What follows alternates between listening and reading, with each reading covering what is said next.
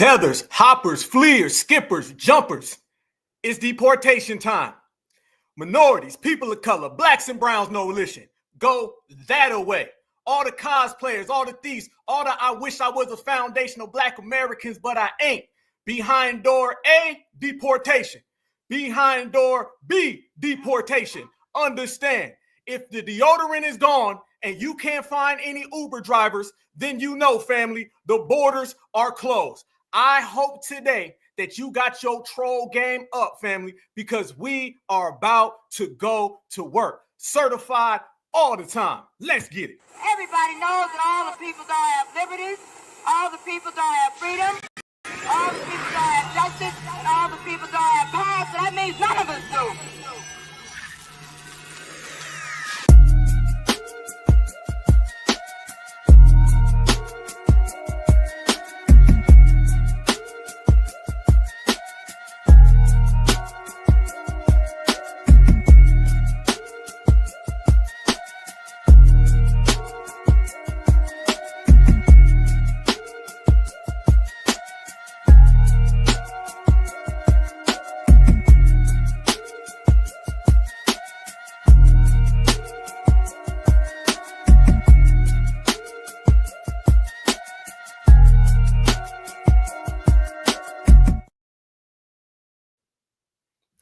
Hey, shout out to all my people of color out there. Shout out to Julio, Diego, Fernando. Shout out to Estrada. You know what I'm saying? I had to pull out the sombrero so they all know, you know what I'm saying? It was good while you was here, but now you got to bounce. So shout out to all of my POCs, okay? The people of other. Shout out to all of my black and browns, no elision. Troll game on 10, y'all. I want them to know that while they was coming over here and they was trying to whine crow, now Juan got to go, okay? While they was over here trying to cosplay, now you got to go today. And foundational black Americans run the damn yard. That part, that part, that part. 1-800-ICE and ICU. Where the family at right now? Certified salute. FBA all goddamn day. Yes, I did start off with a sombrero. I told you the troll game is on $1 billion. I told you they in trouble, but they all know that foundational black Americans win, and we always win by a damn knockout. Let's go to work. People of color, peace out. All day, every day, every which way. They know what it is. They know what it is. They know what it is. They know what we bout. Certified. Woo-hoo-hoo-hoo. It's on, y'all. Oh, yes, indeed. I see the whole South in the building. I see the whole Midwest. I see the West Coast, the East Coast, all in the building. I already see them ice babies. They fleeing in reverse. They running in reverse. They going back to migrating where they from because they ain't got no damn choice. The election just happened and they already out the gate. Damn, I mean, I'm not surprised that a fleer is fleeing. I just didn't think it was going to go the other way. But you see what happens, family? When we get on foundational black American empowerment, they got to go home. You know what I'm saying? So I show you a lot of respect. You know what I'm saying? I got my sombrero. I got that from a flea market. All right. A good guy by the name of Estrada. He sold that to me. He said, you know, FBAs, we wish we was y'all and we can't be y'all. You know what I'm saying? So here you go. He gave me some tomatoes and some strawberries. Okay. And the sombrero. I said, peace out. And you tell Miss Fernandez she take her ass home too. And foundational black Americans is home. And we ain't ever left. Let's go to work, y'all. Here we go. It's on and popping, y'all. Yes, a flea market. You caught it. You caught it. You see? Hold up. There they go. You caught it. Yes, a flea market, y'all, where the fleers go to. Yes. So the flea markets is everywhere. You know what I'm saying? They flee, they go to flea market. You know what I'm saying? Now they fleeing back home. So I guess it's going to go from here to there, back around. But it don't matter, family, because we ain't moved a step. Y'all know what time it is. Smash that like button if you're in the building, in the place, y'all. Let them know what it is. You know what I'm saying? We in the building deep already. It is a beautiful day to be FBA. When you're certified all the time. And I got my beautiful brothers and sisters in the building. Troll game on $1 billion. So that means, family, we're going to rank in about $1 billion. That part. So on this episode, y'all, let's go ahead and talk about it. Because there's been some developments just since Friday. We was all sitting here chopping it up on Friday, right? Beautiful show, FBA Friday, like we always do. But family, right after that, some more breaking news came out, and it was astonishing. Did y'all know that Donald Trump done came out and he said, yeah, yeah, we're going to do mass deportation. I already told y'all we was going to do that. But he said, we're going to take it a step further. He said, we're going to go ahead, we're going to get the military involved. I said, the military? Yep. And I said, well, damn, do your thing then, homie. So if that's the case and the military going to be involved, then it shows, hey, foundational Black Americans was right. They loading up and packing. This right here, y'all, is a mountain we going to stand on. Because the very fact that these people was very arrogant, Juan Crow, like I said, Juan Crow got to go. So the very fact that these people was over here and they was trying to cosplay the culture, they was disrespecting us, trying to steal your lineage. How you going to try to steal somebody's lineage? I was there. I was the one. We were there. We were the first ones. It wasn't you. No. We were the ones who built America. Ain't that right, Joe Biden and Kamala? Okay, well, Joe Biden's gone. We got receipts for that. Kamala Harris is gone. She stole some money. I'm gonna tell y'all right now, on this episode, y'all, we have groundbreaking evidence that you're going to see only right here on the Black Ops Network that completely blows the lid and exposes this Kamala Harris scandal in terms of donations and the way that they were just stealing people's money. It's going to get bigger. There'll probably be congressional hearings soon, but nonetheless, Joe, Kamala, and Julio all out the door. Then you add on Mutombo. See, because Mutombo calling ICE on Mutombo. Family, we got tether on tether crime, POC on POC crime, Democratic Shield on Democratic Shield crime. And foundational Black Americans is on the grind. Let's go to work. Here we are, family. Let's start it off the right way every day. I'm going to show y'all what's happening in the world, and let's see if y'all agree with this right here. Talk to it. Trump taking to his social media platform, Truth Social, confirming that he will be preparing to declare a national emergency and plans to use military assets to reverse the Biden, quote, invasion through a mass deportation program. That was shared by conservative political activist Tom Fitton. And as you can see, Donald Trump saying true with 3 exclamation marks. True. But the implications are vast. True is how Donald Trump responded to a Truth Social post about reports that he'll declare a national emergency and use military assets for his promised mass deportation program. Like Donald Trump confirming that he is going to use the U.S. military to carry out his mass deportation policy. Trump saying on social media early this morning that reports he'll declare a national emergency are true. It's going to be called a Trump mass deportation. On the campaign trail, it was a frequent promise by then candidate Donald Trump. If I win, you will have the largest deportation operation in American history, starting at noon on Inauguration Day. Now, Trump sharing more on what a mass deportation effort might look like in a 4 a.m. post on social media. Trump writing true in response to this post from the president of the conservative group Judicial Watch, that Trump will declare a national emergency and use military assets for a mass deportation effort. This comes as Trump has named a series of immigration hardliners to staff his White House. You better start packing now. Including the former director of Immigration and Customs Enforcement, Tom Homan, as his border czar. The National Guard, which falls under the Department of Defense, has played a role in border security in the past, but typically has been used for background logistics so the Border Patrol can focus on enforcement. President-elect Trump is confirming he will use the military to carry out mass deportations once he takes office. His soon-to-be border czar, Tom Homan, even says he's going to meet with Mr. Trump this week to put the final touches on their immigration plans. President-elect Trump is preparing to declare a national emergency and use military assets to administer his mass deportation plan.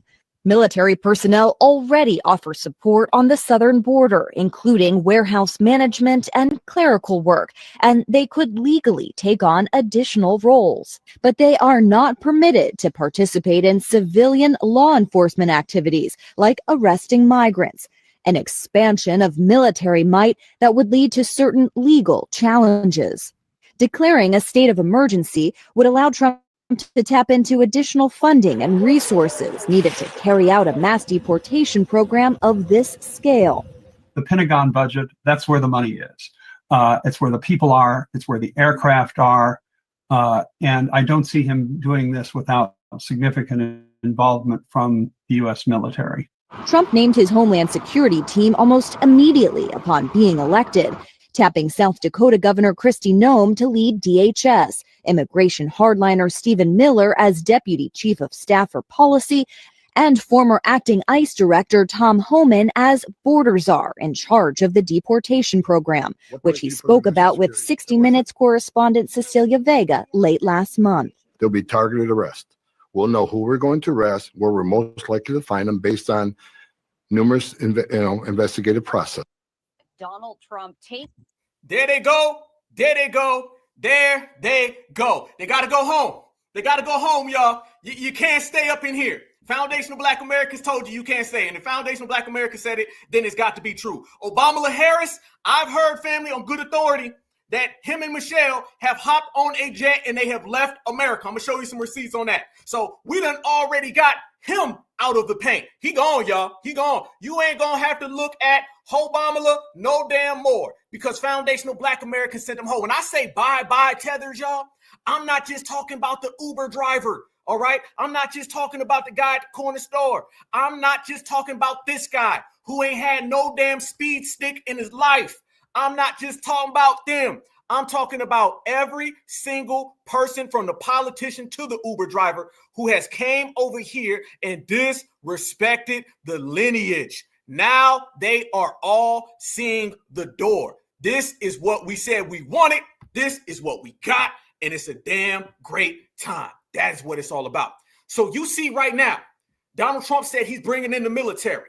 He said the military is going to come on in. On top of that, he said on the very first day, you're going to start to see mass deportations on the very first day. Then he's got all the certain people in place. The lady that he selected for, I want to say, was the security advisor. I actually met her. All right. I met her in Savannah. All right. She was campaigning for a job and she got the job. So these people got to show out so they can get that position. And it's going to show you what we stand for. They want Foundational Black Americans to get emotional. They've been trying it, family. It's only been a few days. And you see them out here saying, y'all care, don't you? And FBA been saying, no. You thought we did? And then they're saying, but this is a people of color issue. We say, well, hell, we ain't no people of color. Nope. Then they say, what about black and brown? Nope. Minority? Hell no. So now every single thing that the Democrats have done has fell flat. It's going to get real. I'm going to tell you like this, y'all. In the next 4 years, but in particular, the next 6 months, we are going to see so many stories of ICE running in people's homes and dragging their ass out one by one by one. Watch it. The stories is going to change. You ain't going to see people in the cages and they be like, well, they separated kids in the cage. That ain't happening. That ain't happening. Nobody's playing with immigration no more. The Democrats' grand plan of immigration is backfired straight on them, and everybody's watching that all play out. The stories, the visuals are going to be funny as hell. All right. And we ain't got no type of emotion because it does not concern us. When they turning on each other like they are now, because you got the POCs and the POCs, black and brown tethers, they calling ICE on each other. We're going to see how off code these people really are. All right. We've been saying that these people been off code. We've been saying that these folks got a backstabbing culture. Y'all sit back and enjoy the backstabbing. Absolutely. Popcorn ready, popcorn popping. We watching this whole damn thing play out. I want y'all to all rewind though. Go back to just 2 years ago. Hell, go back a year ago. Joe Biden and Kamala really was trying to replace us, y'all. They was really trying to replace us. They was just handing our culture away to everybody. If you would have went to any Foundational Black American 6 months ago, a year ago, and told them we'd be where we are today, we would have said, salute. Hell yeah, sign me up. Think about how much has changed in the last month in the United States of America. We went from open borders to closed borders. We went from sanctuary cities and ICE to ICE is coming and your sanctuary city can't be too much more protection for these people anymore. Also, you went from a border czar that never went to the border, Kamala, a border czar who cackled through every interview. Now you got a border czar who's openly telling you, we coming to get you and you better run. Y'all look at this right here. Let me show y'all this. This is how real it is out here, y'all. Oh, I'm enjoying the show. Popcorn is popping all damn day. No, be quiet, Mr. Mutombo. Look at this. Mr. Mutombo is calling ICE on Mr. Mutombo. See, family, we are the non-deportables. They are the non-documented, all right? Those folks are starting to go back and forth with each other. I want to stay. No, you stay. No, you go. Every damn accent you can find, it's going to look like the United Nations up in here. Every group in America right now is fighting with each other. The POCs, the black and browns, the Democratic Shields. Democratic Shields don't know what to do. You got them going after each other, trying to come up with some type of coping mechanism for losing the election. They calling ICE. Everybody's nervous. Have y'all noticed that, family? Everybody in America is nervous except for foundational Black Americans. Everybody in America is worried, don't know what's happening next, except for foundational Black Americans. Everybody in America is off code. They are fighting amongst themselves and they snitching on each other, except for foundational Black Americans. FBA is in the same place we've always been. Cool, calm, collected, certified. Everybody else is in disarray. That shows you that we win, they lose. You want to talk about losing? Y'all look at Mr. Mutombo right now. Yep, you ain't lying. Cortez got to go. You got to go, Cortez. And when you get there, you tell Mr. Mutombo what's up. Want y'all to look at this. Y'all know Africans are snitching on other Africans. They saying, I'm going to call ICE on you. I'm going to get you deported. And now they're fighting amongst themselves. We ain't got to do nothing, y'all, but pop that popcorn and watch. Honestly, I can't believe the way some Africans are reacting towards the mass deportation thing. Like, I've been holding this for a while now, but my stomach is neither a storage unit nor a warehouse. So I'm going to say it out today, here and right now. After the election results were made public, some Africans took to their social media, celebrating. Thank God. I can't wait for them to go back home where they belong. Hallelujah. Jehovah, oh, Haile Mary, gracias. Haile, gracias. I know 50 in New York without papers. I can help point them out. I know some who are living here without papers. I know where they now live. And some thought we were on the same level. I'm happy they're going to be going back to Africa soon. I was like, I took screenshots of all these posts. He took screenshots of all of these folks, all of them. He's serious. Hey, family, that man ain't playing. Watch some eyes get the bucking, y'all. Watch the foo-foo eye bucking. Watch. I know where they now live. And some thought we were on the same level. I'm happy they're going to be going back to Africa soon. Look at him.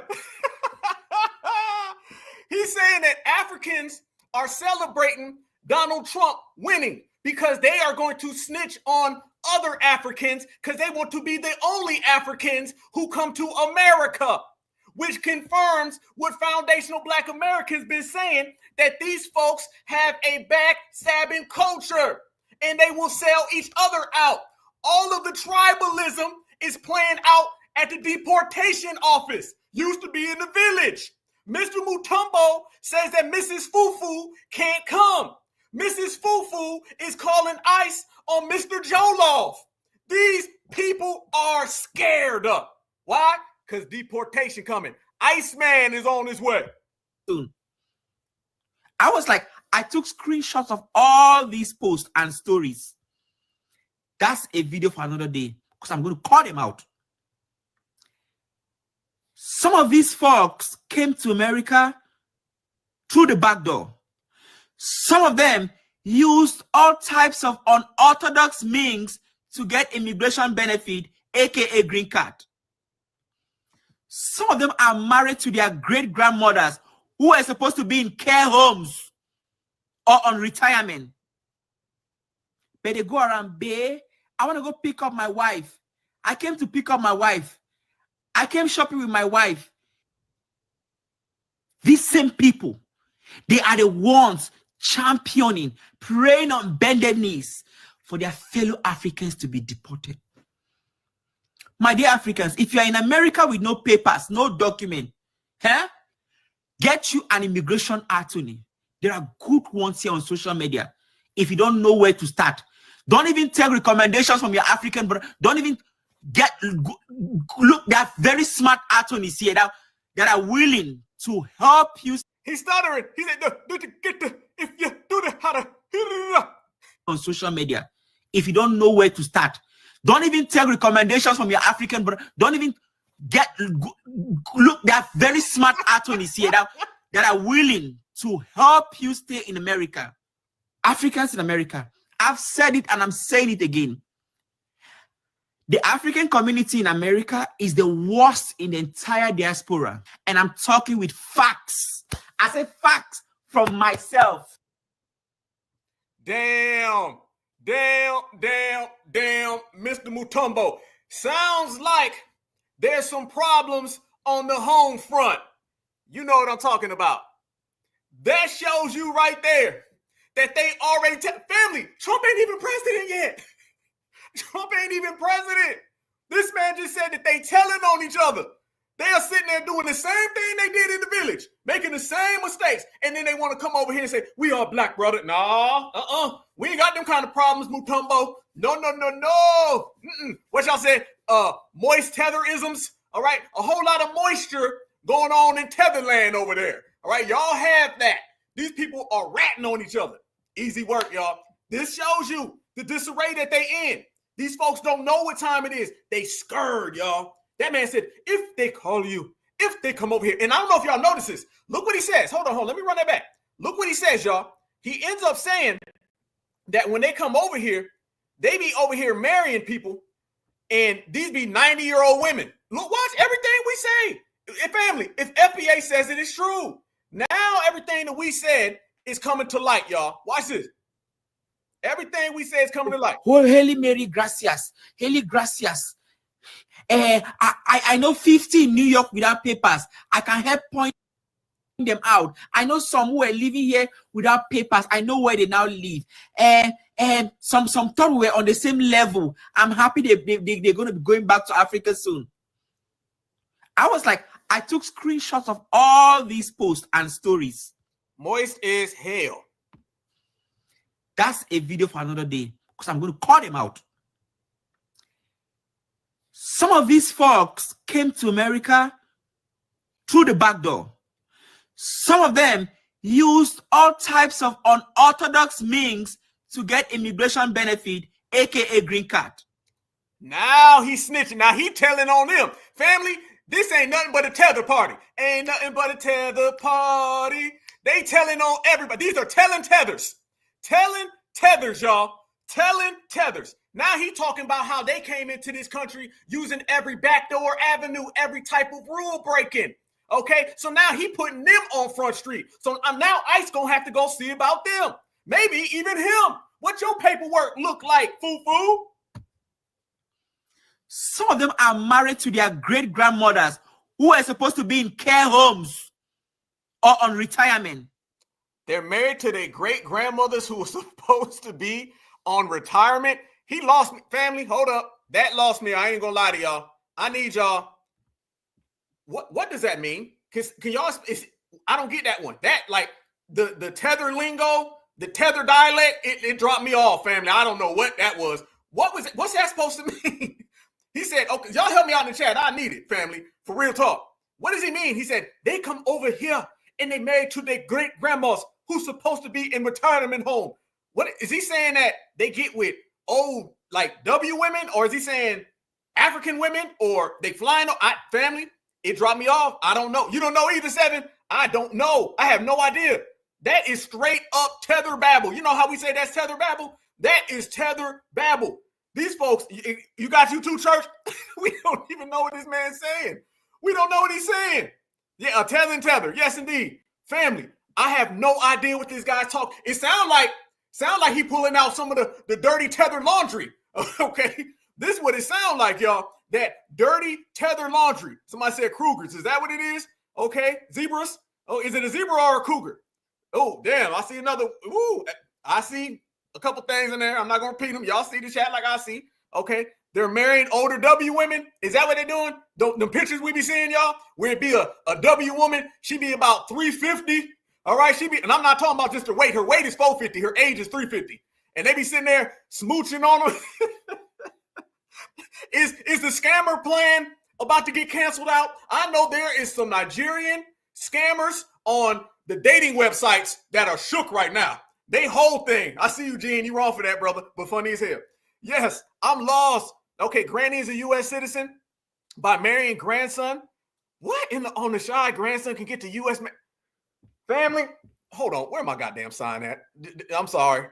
This is enough. I've had enough. Okay, as an American citizen. It's time. The borders got to get closed. If these type of shenanigans are going on in America, then we need deportation today. You talking about marrying grandkids to stay home. This coming from them.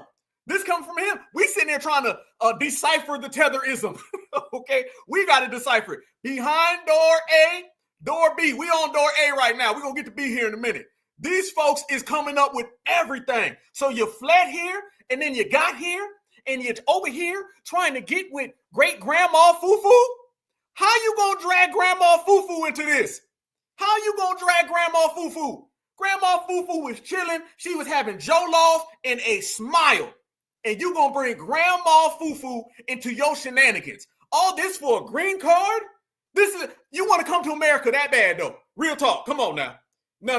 They not like us. No, never. No way at all. I'm denouncing all that. Ain't no way. And they always say, keep it in the family. Yeah, in the worst goddamn way. These folks need to get out of here. And he ain't done. He continues to say, he said they the worst ones. He said the Africans who come to America are the worst Africans in the diaspora. But when foundational Black Americans were saying that these folks come over here with vitriol, it was, why are you being xenophobic? Once again, foundational Black Americans win. Foundational Black Americans are right, and everybody else hold this L. Immigration benefit, aka green card.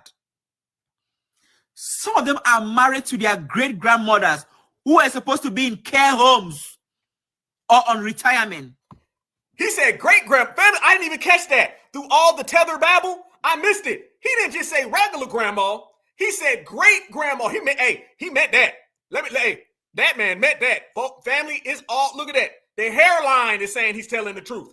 The hairline is telling me that this man ain't lying. Great-grandma Fufu. I'm sorry, I was wrong. I said Grandma Fufu. It was great-grandma Jollof, okay? It was Jollof Mall. Grand Jollof Mall. This is what it is. I apologize. I got my generations incorrect, okay? It was Grandma Jollof. Jollof Grandma. This is who he's talking about. Others who are supposed to be in care homes or on retirement. But they go around, babe, I want to go pick up my wife. I came to pick up my wife. I came shopping with my wife. These same people, they are the ones championing, praying on bended knees for their fellow Africans to be deported. My dear Africans, if you are in America with no papers, no document, get you an immigration attorney. There are good ones here on social media. If you don't know where to start, don't even take recommendations from your African brother. Don't even look. There are very smart attorneys here that are willing from your African brother. Don't even recommendations from your African brother. Don't even look. That very. Hey, he snitching so hard he can't even get the words out. He did it, she did it, they all did it. Grandma, Fufu, Matumbo, everyone, village, Sudan, Zimbabwe. Look, there are very smart attorneys here that are willing to help you stay in America. Africans in America. I've said it and I'm saying it again. The African community in America is the worst in the entire diaspora. And I'm talking with facts. I say facts from myself. Damn. Woo! Where do we start, family? We only been on for 28 minutes and we done already got the whole damn agenda from every village in Africa. He done told on everybody. He talking about the one over there by the zebra. He said the one over there by the hut. He said the ones coming on planes, the ones who's swimming, coming on boats, water rafts, inner tubes. Damn. He done told on everybody. Hey, damn shame. Hey, what you said in the chat? I seen in the chat. Yeah, hairlines never lie.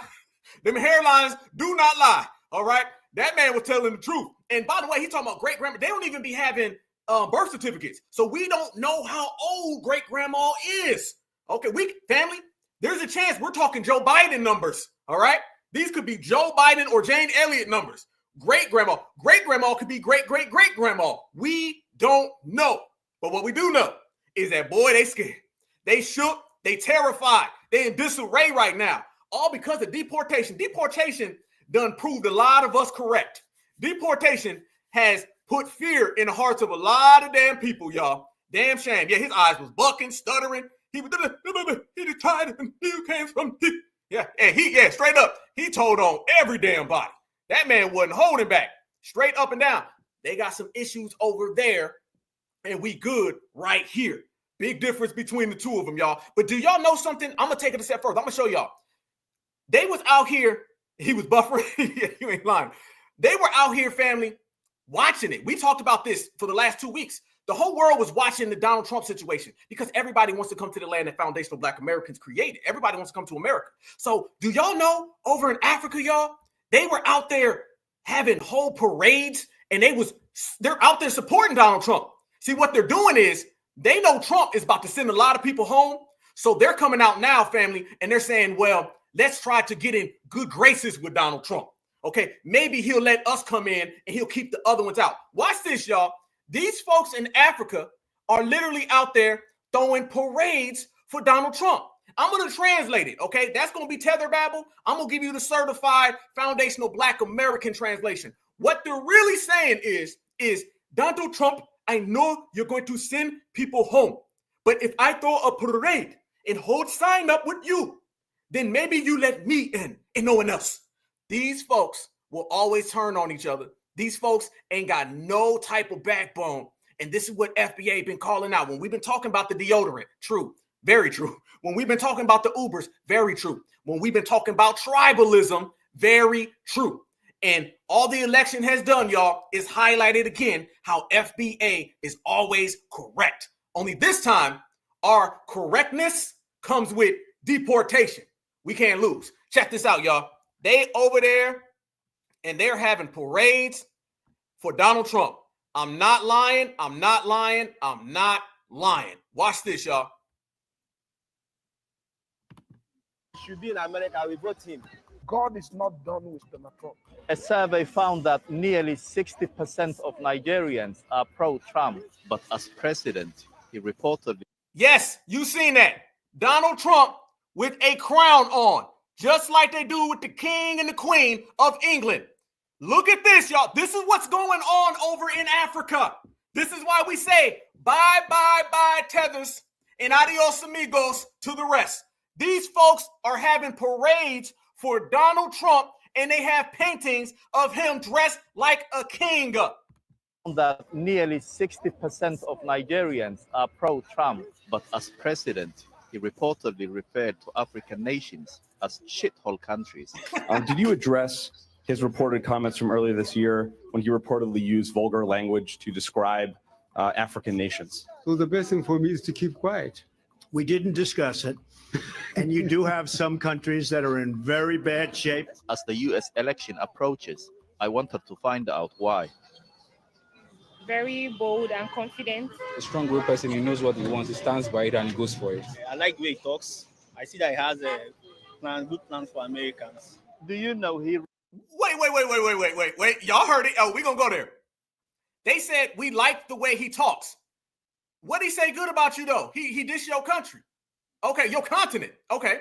Then they say he's got good plans for America. But you ain't in America. What it got to do with you? Ain't none of your business. What? Just say what it is, okay? Say what it is. That's slave master, and he's a W. That's really what it is. Don't let these folks fancy it up, y'all. It's the same thing they say about the king and the queen and the chancellor is what they trying to say about old Trump. We are not falling for that one. These folks is out here campaigning, y'all. But before we go, fair use. Fair use. Fair use. This is about teaching, scholarship, research, and commentary. Fair use. Refer to African nations as shithole countries. If he knew Africa, I'm not sure, in quotes, that statement would have been made. Yes, I know he said that, but that doesn't really change my perception about him. You said you admire him? Yeah, I admire him. To many Nigerians, however, Trump represents something they praying more for him, y'all. The defense of conservative Christian values. In Nigeria, precisely, conservative Christian values. People like me Donald Trump is our choice. Donald Trump has that very charisma to talk people into agreeing with what is right. David Kingileo Elijah is a pastor who bills himself as the world's most accurate prophet. Staunchly pro-Trump, his predictions often involve the former president. The prophecy that comes here for Donald Trump is always accurate. But as November 5th approaches, what does the prophet foresee this time? Well, the prophecy has already been given before now that God is not done with Donald Trump. And that is why he needs me, the major prophet. Did this man just say Donald Trump needs him? Family, this man is out here campaigning. Donald Trump needs me. He will not be nothing without the prophet. With Donald Trump. And that is why he needs me, the major prophet, to step in and talk to him into his ears. In this culturally... Hell no, hell no. I ain't lying. This is what's going on over there. Family, look how on code we were. We're the ones who won the election. Foundational Black Americans. We won this election. We ruined Joe Biden, Kamala Harris, Obama Harris, all of them gone, canceled, done for. They over there right now acting like the new colonizer just came here. Family, what year is that? What year is that the 1300s, y'all? Somebody tell me. Is that the 1500s? Is that the 1600s? When was this, y'all? When was this? Because that can't be 2024. Oh, yep, in Africa it is. In Africa it is. Yep. You see that, family? They are over there throwing religious parades. And y'all notice this too? Y'all ever notice that they spiritualize all of the white people? You ever notice that, family? They always put some religious aspect behind them. They don't just see them as people. I'm not surprised that they had to go to the church. At first, he said good things about me. He's not that bad. He's good. He does things for America. Next scene, it's, you see what I'm talking about? This is what we say, bro, when we talk about these people. They are not on our level at all. These folks are hella off code, and they mean it. They mean it, y'all. And y'all know what they're doing. Right now, they're trying to get in good graces so they can come over here. That's what it is. They want to be next to him. They say, hey, listen, Trump, you can get rid of everybody. Let me say this. I promise you, every single one of them people would sell out every person behind them for one opportunity for them to come to America. They don't want everybody to come. They want to be the only tether in the room. Okay, that's what they really want. They want to be the only tether in the room. They don't want a bunch of tethers.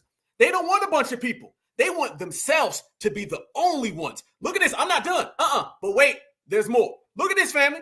They over there having street parades. So we already seen the church, right? Now look outside of the church. Watch these folks having street parades. And I want you to notice this. Look at this, y'all. If you may, screenshot this for your own good, family, before they try to swipe it.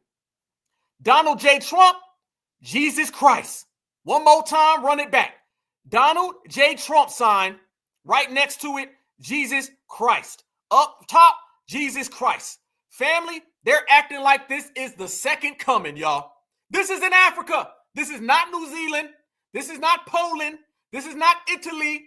This is Africa. This was 2 weeks ago. During our election in America, over in Africa, they are throwing Donald Trump is Jesus parades. This is how bad they want a green card. This is how bad they want to come to America. This is why we say borders close, goodbye, because of this right here. Watch this.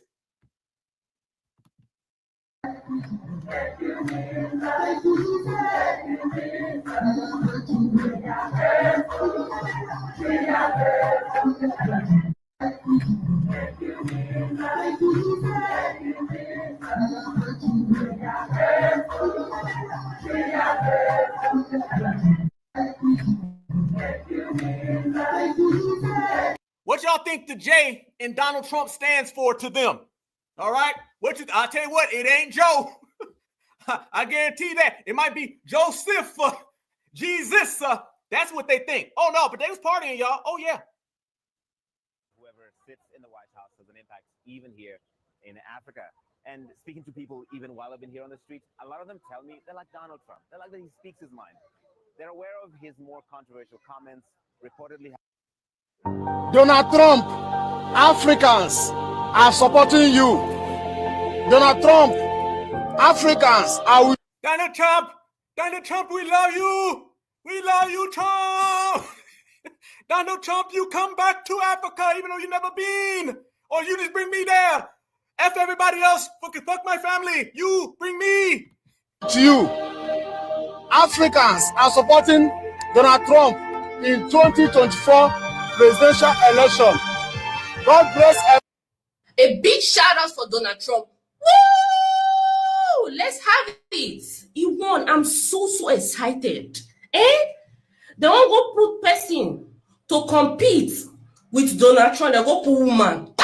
Wrong mistake. Woman when not they support woman. Woman when go see fellow woman, go leave fellow woman, go support man. I'm so happy. Why I love Donald Trump is that he know they in support of gay. Man to man. He's not in support of it. And I love Donald Trump again because he's very straightforward. He said Nigeria is a pit of shit or pit of all. You know, I love him so. I'm so happy that he won. Oh, I don't have USA flag. I should have just, wingo it like this on the screen. I'm happy. Upon everything they do for that man, upon everything they did to bring Donald Trump down, Donald Trump still won. Huh? These people have lost their mind, y'all. Mind gone. Left ain't coming back.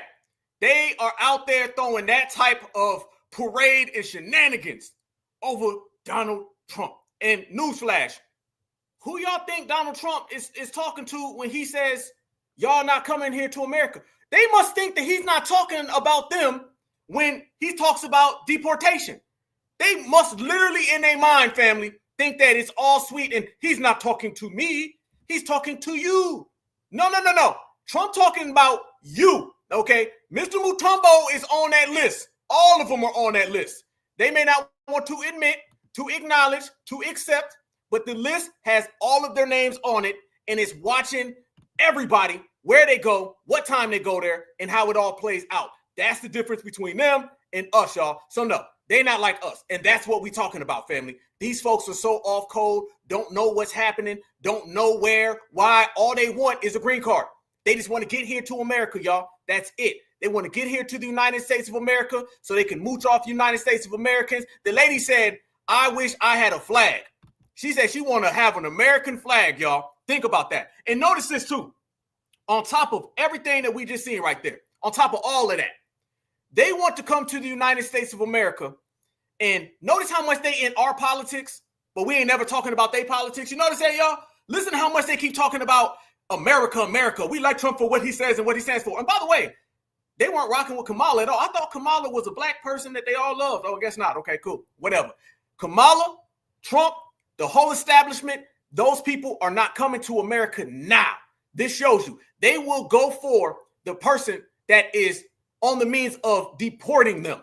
You see the difference? It's a whole new game, y'all. A whole new game, and it's changed completely. Oh, it's changed. But family, those aren't the only people out here tripping in these streets. No. Family, it gets even worse than that. Oh, it gets way worse. Because while they out here talking that talk, over here in America, they're making it crystal clear. They ain't got no type of time or energy or effort for any of them. And if you come to the United States of America, you're going to find out the hard way. It ain't going to be good.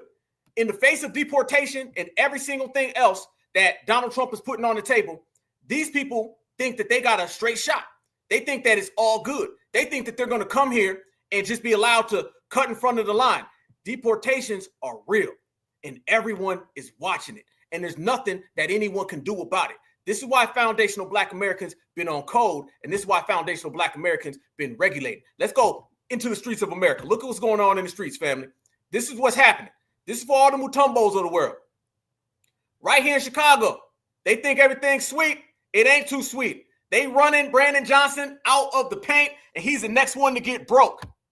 Watch this right here, family. This is going to tell you the energy that we started. Remember, y'all, all of this mass migration and all of the deportations is a foundational Black American creation. Get rid of the illegals, and that'll take your money right back. You're a criminal. Why do I got to address you? The feds need to address you. DOJ need to address you, and hopefully Donald Trump will address you, because you're going to protect the undocumented while you're going to allow for the citizens in Chicago to suffer. Oh, come on. You leave that loser where he is. He's a loser. He's a loser. Oh, no. One more time. No. One more time. Rid of the illegals, and that'll take your money right back. You're a criminal. Why do I got to address you? The feds need to address you. DOJ need to address you, and hopefully Donald Trump will address you, because you're going to protect the undocumented while you're going to allow for the citizens in Chicago to suffer. Oh, come on. You leave that loser where he is. He's a loser. He's a loser. Damn right. Oh, it's over now, y'all. It's over, and there ain't no coming back. All of the energy has been based on foundational Black Americans creating that, y'all. This is how it's coming. All of these little governors and mayors that are out here saying we're going to protect the migrants, I hope they know they're about to get a rude awakening, because on paper and off paper, this is not 2016. All of the court documents about sanctuary cities have been filed in 2016. Sanctuary cities are not going to exist no more, I'm telling you, family, because they're going to take federal funds away from all of them. That goes from New York, Chicago, or anybody else who's saying that's who they're going to protect. But I want to hammer this point in, y'all. This is because of foundational Black Americans. Remember, we were the ones recording these people being dropped off. The new Black media, we've been the ones that have been exposing all of these folks coming into our neighborhoods. Then everyone else jumped on board and they start talking about it. This immigration awakening, this immigration renaissance, the deportation, this is about to get real in the streets. All throughout America, people are saying, send these people home. Trump is already drafting up plans. He's got his whole immigration team lined up. The stories of tomorrow aren't going to be like the ones from yesterday. It's about to get real, and we're going to watch all of this play out. Look at the streets, y'all. This is what people are saying out here in the real world. You can go ahead and salute FBA for this one, because now you're going to see they're going to start kicking people out in the cold up. When you say that the shelters are about to get closed down, folks is about to freeze. Family, it's November. It's starting to get cold. December is coming. What's going to happen when these people are out in the streets? I'm going to tell you. Americans and Donald Trump's administration don't give a damn. If you're looking for somebody to save a tether, it ain't going to work, because the people who tried to are the ones who just lost the election. Talk to them. Tropical cities where it's really hot, right by the equator and shit, you ain't gonna make it. You ain't never felt a real Chicago winter, huh? Begging. It's too damn cold in Chicago for anybody to be out there. You immigrants in Chicago and New York. Once they close them shelters on y'all, you got maybe a month of survival with that cold. Chicago right now, you ain't gonna survive that weather, right? Y'all come from them tropical cities where it's really hot, right by the equator and shit. You ain't gonna make it. You ain't never felt a real Chicago winter, huh? Boy, January gonna tear your ass up. Y'all won't be here. You gonna migrate your across that white line. Just shaking. It's cold as fuck in New York and Chicago. President Trump, hit me good. All you have to do is shut them damn shelters down. They gonna be begging you to fly them back. Begging. Y'all think they gonna make it in Chicago? Y'all think they gonna make it in Michigan? How about my brothers and sisters in the house right now? I don't know, Missouri. Okay, shit. How about my brothers and sisters in Georgia? Because it get cold down here. Y'all think that if they shut them borders down, these people are going to be able to make it? Do you think that closing the borders down is an automatic dismissal? Do you think that they're going to go ahead and volunteer to go home? They're going to have their hands up and say, all right, I'm ready to leave. I'm ready to go. We are about to see re-migration, re-fleeing, reverse running. It's about to get real in America, family, because it's about to get cold in America. It's too damn cold in Chicago for anybody to be out there. immigrants in Chicago and New York. Somebody just tried to use some fear tactics on me. What are you going to do when all of Trump's policies take place and you as a woman have lost all your rights? All I heard was womp, womp, womp, womp, womp, womp, womp. This not the peanut gallery? You mean, what am I going to do when them borders are closed? You mean, what am I going to do when our children know who they are in their body and not told they could be something else? You mean, what am I going to do when world leaders begin to respect America again? Okay, you know what? I'm gonna be the bad guy and y'all can eat me up in the comments. I know this is controversial and everything like that, but I seen a video that just kind of rubbed me the wrong way. Don't come over to America illegally and then get on this internet crying about how hard it is to make it in America. We know it's hard out here. Yeah, you know what? I'm gonna be the bad guy. Okay, you know what? I'm gonna be the bad guy and y'all can eat me up in the comments. I know this is controversial and everything like that, but I seen a video that just kind of rubbed me the wrong way. Don't come over to America illegally and they get on this internet crying about how hard it is to make it in America. We know it's hard out here. Y'all coming over here illegally asking for a handout. Make it make sense. And you Americans, I'm American, that are participating in the handouts, be for real. We have our own homeless people. We have our own people that are having their own issues and struggling and things like that. Fund Americans with American dollars. Fund the Americans before you go and fund illegals that are on the internet crying because they can't afford to go back to their country because they came over here thinking it was a better life. Close the border. Close the border. I know Obama made everything politically correct and you can't say nothing. But look, it's not racist to acknowledge that Hispanic and Haitian immigrants coming into the country, being placed in concentrated areas is a problem. So these people, when they get hungry, they're going to start robbing the closest people to them, which is going to be black folks and poor white folks. So it's not racist to acknowledge that this is an issue, that this is a problem. I don't understand how we call everything racist. Oh, if we acknowledge that immigrants are a problem, that's racist. The number of Hispanics and people from Haiti and from the Caribbean that will be allowed to enter this country will affect my standard of living. Not to mention the crime and violence that goes with poor people in concentrated areas that have. Yes, that right there is what we've been saying for how long? Now everybody else on that time. This is what everybody else is on now, family. That foundational Black Americans been talking about. I'll show you right now. I'm going to show y'all right now. This is how real it's getting. A lot of these folks ain't getting the time. It's going to be two people, family. I'm going to say this right now.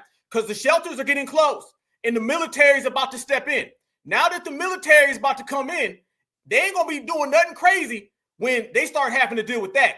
Have y'all been seeing some of those migrants and they've been over here talking about you ain't going to stop birthright citizenship? I'm telling you, they going to get with the program or the program going to get them. That's the bottom line. A line has been drawn in the sand when it comes to immigration in the United States of America. Now everybody's going to watch it play out. Do y'all see that migrant and he had his baby and he was talking about you're not going to get my baby. My baby's going to be an American citizen now. Not according to Trump. Because remember, Trump is going to end birthright citizenship. So the fact that he's ending birthright citizenship, that shows you automatically it ain't no game. Look at this right here. The Borders Czar, who we talked about a few days ago. And by the way, the Borders Czar has been tweeting a lot of stuff that we've been showing, okay? The Borders Czar, he's out, he's active. He said that we're going to come after people no matter where you are, no matter what type of time you're on. No price tag. I don't believe there should be a price tag for deportation. There wasn't a price tag for Ukraine. There's no price tag for what they get. Either you're going to spend money to bring them here and to house them and to give them food and shelter, or you're going to spend that money to send them back. Now these people want to talk about money, but they didn't want to talk about money when these folks was being dropped off in our communities. Notice, y'all, the Democrats want to talk immigration all of a sudden when they can stop deportations. But when it was open borders, they was hushed. They didn't want to say nothing. Now our voices, FBA, certified, we're getting so loud that we're making everybody have to acknowledge it. Did y'all see that migrant? I'm going to show you. Watch this migrant get real cocky. I'm telling you, all them Julios and Estradas and Diegos, all right? Mr. Felix, when you think that you're going to talk crazy to the Borders Czar, watch this, y'all. He gonna find out real fast, y'all. This ain't Kamala and this ain't Joe. You got to go home. Watch him saying he got a baby and you ain't gonna take the baby's birthright citizenship away. Okay, let's see how that play out. This is a video Here we go. of an illegal. This is a video of an illegal immigrant saying that he is not leaving America because his newborn child was born here and is a legal citizen. He says he won't leave unless the U.S. government gives him $20,000. This is Tom Homan saying, you can leave or we can drag your ass out. Let this be a message to the people that flooded into this country illegally. You effed around and now you're about to find out. You're leaving one way or another. Newborn child was born here and is a legal citizen.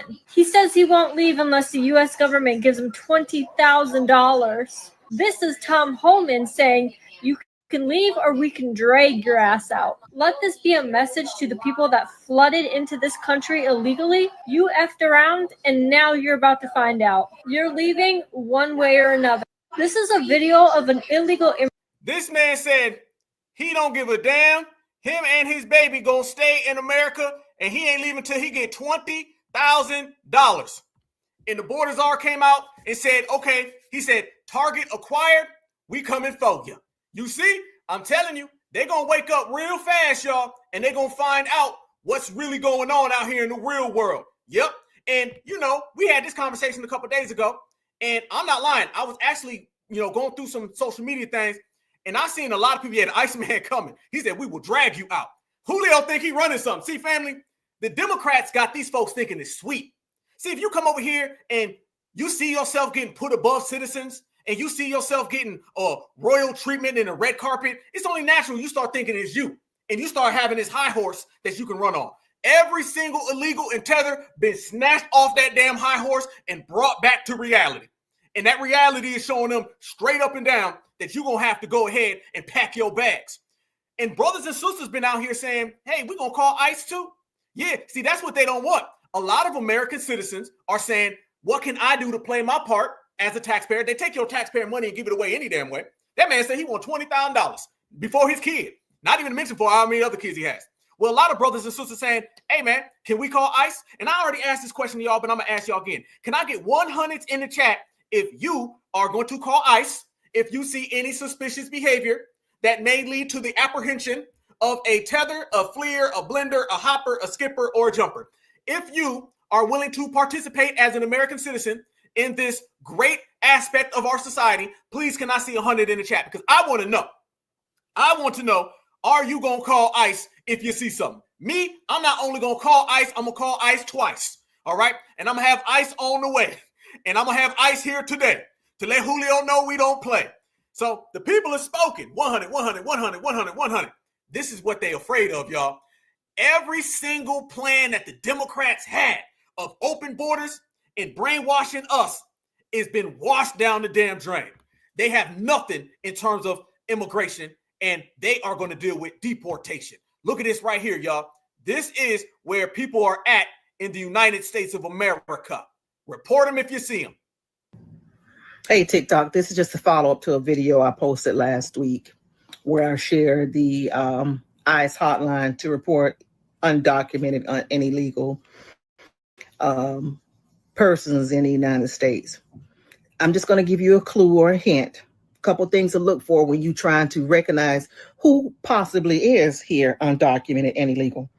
You live in a subdivision where it's 3 to 4 bedroom homes, but you pass a house, you pass houses that got 7, 8, 9 cars parked to it. And you wonder to yourself say, how many cars does those two own? It's 2 kids, a wife and a husband, but it's 7, 8 cars there. No, that's not the way that shouldn't be that way. Those belong to undocumented people. That's a good sign to tell who's here and shouldn't be here. All right. And if they're a MAGA supporter, they got illegals living in there harboring and undocumented people they're harboring. It's your job and your duty as a citizen to report them. You see elderly ladies waiting to the end of the road to gather and collect children of school age to go back home in the afternoon. That's probably somebody's illegal grandmother that came to help with paternity and maternity leave 7-8 years ago, and she just didn't take her ass back. So what we need to do is we need to recognize all of these signs, and we need to report these people and get them up out of here ASAP. So you see work vans. They're most likely they're Ford white Econoline vans. You see the van door open, 7, 8, 9, 10 people hop out of that van with little Walmart sacks and Target sacks. So they took off their, their lunch for the day, and they're going in all that. They're all going in at one house. Nobody never looks up. Nobody never make eye contact with anybody in the neighborhood. Those people are undocumented. So this is now your time and your opportunity as an American to do your civic duty and report all such people. I'll be back next week for another reminder and another tip and another clue that I think that may help the rest of you guys out in order to report this illegal activity and get these people up out of here. It's our civic duty now. We are beholden as Americans to do that. You all have a good day. Already was. Already having a great damn day. Can't say the same about them. Yep, Home Depot, Lowe's. This is what it is. Yep, absolutely, family. We are on everybody. Because let me tell you something. You came here to replace FBA. And I said it from day one. You upset because you can't replace foundational Black Americans, but we can get you out the paint. See, the power's always been on our side. And this is the side that they wish they was in. We've seen how many different faces from these people, y'all? We've seen the disrespect, the insults. Y'all don't work hard. Y'all really did what y'all say y'all did. We really did it. We created everything. It's really our country. All the disrespect. Now things have made a turn, y'all. Things have made a turn in 2 weeks. This is a massive victory for us. I don't give a damn. I'm picking up the phone. What they say? 1-800 drop a dime. Yep. We gonna be just like old boy and Belly. We dropping dimes, family. I'm telling them. Hey, I'm an American citizen. I have the right to choose to let them folks know because you are breaking the law. And let me say this, by the way. There's no such thing as a non-illegal illegal alien, okay? Illegal means criminal. If you came to this country undocumented, you broke the law the first second your foot stepped over the line. We're not going to play these games where they want to twist and turn it. Nope. And remember, what we say goes now, because we are sending them home. They are getting deported. And now America is anti-open borders. It's not just FBA no more. So for all the shields listening, for all of the tethers, what we say goes. So we say now what the truth is, not y'all. If you come here and you came here illegally, you are a criminal. If you are a criminal, then you are subjected to going to jail. That part, that easy, that simple. And a lot of folks, family, as we say, they scared because we already showed you some scared people earlier, right? Y'all remember Mr. Mutombo was earlier scared? Y'all remember on the election trail, the big fuss was about Springfield, Ohio? Y'all remember that, right? Remember everybody was talking about what was going on in Springfield, Ohio. Kamala Harris just came out and openly said, nope, nothing's happening. But yet Donald Trump was like, they're eating the pets. And then the ABC News anchors were trying to say it didn't happen, but we was all looking at social media, seeing video after video after video of all of this stuff happening. Well, do y'all know that the Iceman has came and the Iceman is in the building, and a lot of them folks in Springfield, all of those Haitians that were up there that they said weren't doing the things that we seen them doing, y'all know they fleeing now? We said that they was going to reverse flee. We said it was about to be reverse migration. See, all you got to do, family, cut them off of all the benefits and they gone. Don't give them free food, hotels. Who the hell would leave a high rise with meals you ain't got to pay for? If you want to fix the borders, simply cut them off. Now Trump is cutting them off. Tom Homan, the borders are, he's cutting them off. And now they running back home, y'all. You're about to see a big reverse fleeing. Look at this, y'all. Yeah, the same Springfield, Ohio, that Kamala and all the Democratic shields were hell-bent on telling us. Nothing to see over here, folks. Look that way. And we've seen it happening. Y'all know the word on the streets of Donald Trump and Tom Homan scared them to the point that they're leaving. All of the tethers are running right now. Just the simple words of the new border czar got all of them folks scared. Haitian migrants reportedly flee Springfield, Ohio. Donald Trump ain't even president right now. And they already running. Why they running, family? Because deportation is coming. They running, y'all, because they know that the Iceman is on their bumper. So they getting out of Dodge as quick, fast as possible. Good. This is what we talk about, family, right here. They are already running. You've seen more progress in immigration in 2 weeks of Donald Trump not being president than you did of 4 years of Joe Biden and Kamala Harris being president and vice president. Do you see the difference, y'all? Is it that hard to really understand?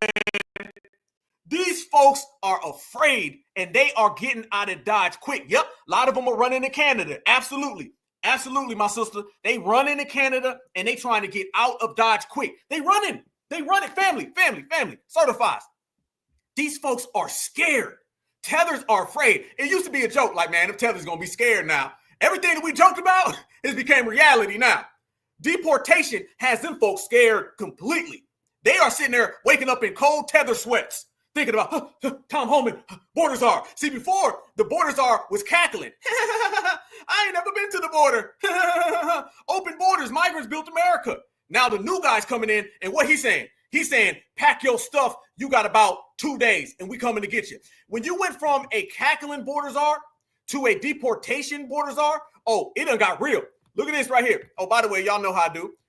I found some pictures, you know what I'm saying, about what's going on in Springfield. You know what I'm saying? And I want to share it with the family that they got some photos that came out about what's going on with the Haitians in Springfield. And I want to share it with you guys. This right here is what's happening in Springfield, Ohio.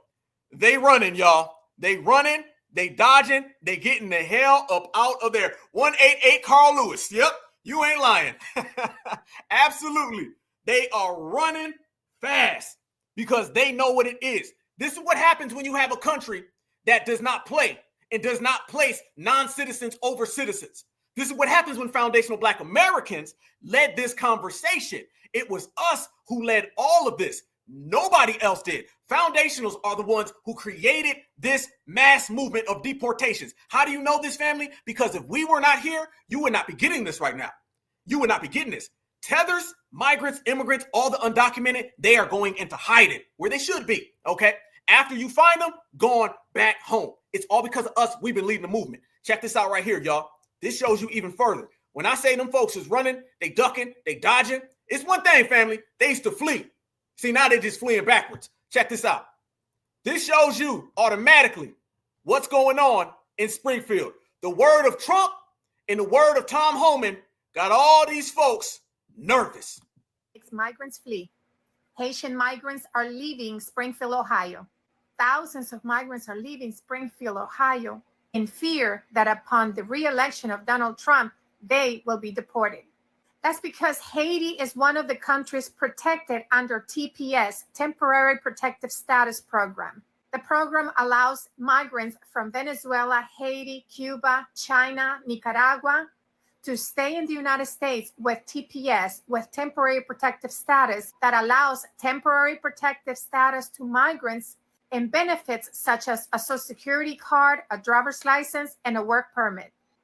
But prior to being reelected as president, Donald Trump has said that he would revoke the program TPS, which means thousands of migrants will become undocumented overnight. Woo! Because without TPS, migrants are no longer protected for deportation.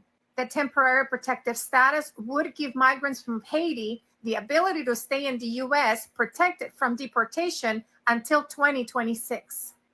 But now that Donald Trump has been reelected as president, thousands of Haitians are leaving Ohio in fear of deportation. Trump's win makes migrants flee. Haitian migrants are leaving Springfield, Ohio. Thousands of Trump's win makes migrants flee. I'm sorry, that's just too funny to me. That's funny as hell. Trump's win makes migrants flee. But weren't they getting mad at us when we were talking about people fleeing? Don't be mad at FBA. But, since winter's coming, I want to show y'all some forecasting of what may happen when it gets cold outside, all right? So all the migrants who were coming here in the summer, and they was out there causing all types of crime and all types of havoc in our communities. Let me show you guys what it looks like afterwards. This is what Mr. Fufu and Miss Mutombo are going to look like come December. Very, very cold, y'all. That is not Zimbabwe. No, it is not, family. That is Wisconsin. See, they done ran into a cold climate, and the cold climate got them going. So you see automatically what is going on when they get here, and it's a little too damn cold for them to handle it. But it's not just them. That's just, Mr. Mutombo and Jorge is coming too. Watch Jorge. Jorge, you are on the blocks as well. This is Mr. Jorge and Miss Selena. This is them. It's going to get cold, and we won't see it. He's going to be saying, Selena, tell me, have you seen her? Because they going to go right on the frozen bushmeat. Yep, absolutely. Yeah, you're right. Wisconsin is a whole different kind of cold. Yep, you follow the sun back home. Yep, absolutely. They going to be frigid, cold, extra. And I'm going to be nice and warm in my home. And I'm going to be relaxing with my portable heater if I choose to use it. But I'm going to be just chilling. And it's going to be a wonderful time. Wonderful time. But they think it's a game. They think it's really a game out here in the streets, y'all. They really believe that they're going to, kind of hustle or con them way in. It's not going to work because, like we said, they have been out here dealing with all of those other people, and they've been dealing with all those other folks from the Democratic establishment who've been giving them a free pass. Look at this right here. Remember all the folks we were just looking at in Chicago, right? Brandon Johnson, you thought you was going to go ahead and hold and protect them? Watch this. Find another place to live. That's what Chicago authorities are telling migrants from Venezuela and other countries as the state's largest migrant shelter is closing its doors. The building has been in operation as a shelter for the last 2 years, housing more than 1,500 migrants. But the community of Chicago has had enough. City council meetings are full of community leaders and Chicago residents complaining about the trash. Once again, Black people, foundational Black Americans, not her people, okay? Okay, she just wants to be the only non-undocumented person in the room. Once again, it's FBA that's making them do all this. The gang graffiti, enormous crowds in parks and sidewalks, an increase in crime, and especially retail theft. A lot of nonprofit organizations are scrambling to find answers because they fear the winter is going to be harsh for a lot of these migrants, especially a lot of them are pregnant. Being pregnant while being undocumented is something that migrant women have done for decades. Gives them the false sense of security that they will not be deported because they have a child in the United States. That's because they're relying on old policies. Back in the 80s and 90s, women that were pregnant were never deported and they were allowed to stay in the United States and raise their children. But officials have heard the community loud and clear. Close the migrant shelters now. We want our city back. Find another place to live. Yeah, but here's the kicker though. Notice she wasn't out there doing any of the stomping. I guarantee she was cool with it. You feel what I'm saying? This is what they be doing out here, y'all. They don't really give a damn. They just play them damn games, and this is how they operate. So it's a damn shame. Shout out to my brothers and sisters in the chat. This is how they play the game, y'all. We are watching it in real time. But yo, why we in the building right now? I need everybody. We got 1.3 thousand people in here. Smash that like button right now. Get them likes up. We're going to go ahead and share this, family. We're going to, do our victory lap because foundational Black Americans are the ones responsible for all of this happening. And foundational Black Americans will continue to be responsible for all of this. There'd be no USA without FBA. We know it. They know it. And apparently now all of the tethers know it too. It was good time cosplaying, but you can't anymore. Make sure you smash that like button while you in the building right now. Here we go. Check this out. As we sit here and we watch everything unfold, and family, we done already seen it. Military, they not playing. Borders are not playing. They're ending all of these old programs that Obama put in place. So when we say that we're going down the list and we're regulating everybody, family, we regulating everybody, including Kamala Harris. Because remember, y'all, he was the first tether politician that came in here and was spewing all of this, everybody's all on the same page, all lives matter. Yes, we can really meant that. And both of them folks you see in the background, them were the folks that was coming over here trying to run the Obama deception on us. Remember this, DACA that Obama brought into play, that was stolen from Dr. Martin Luther King Jr.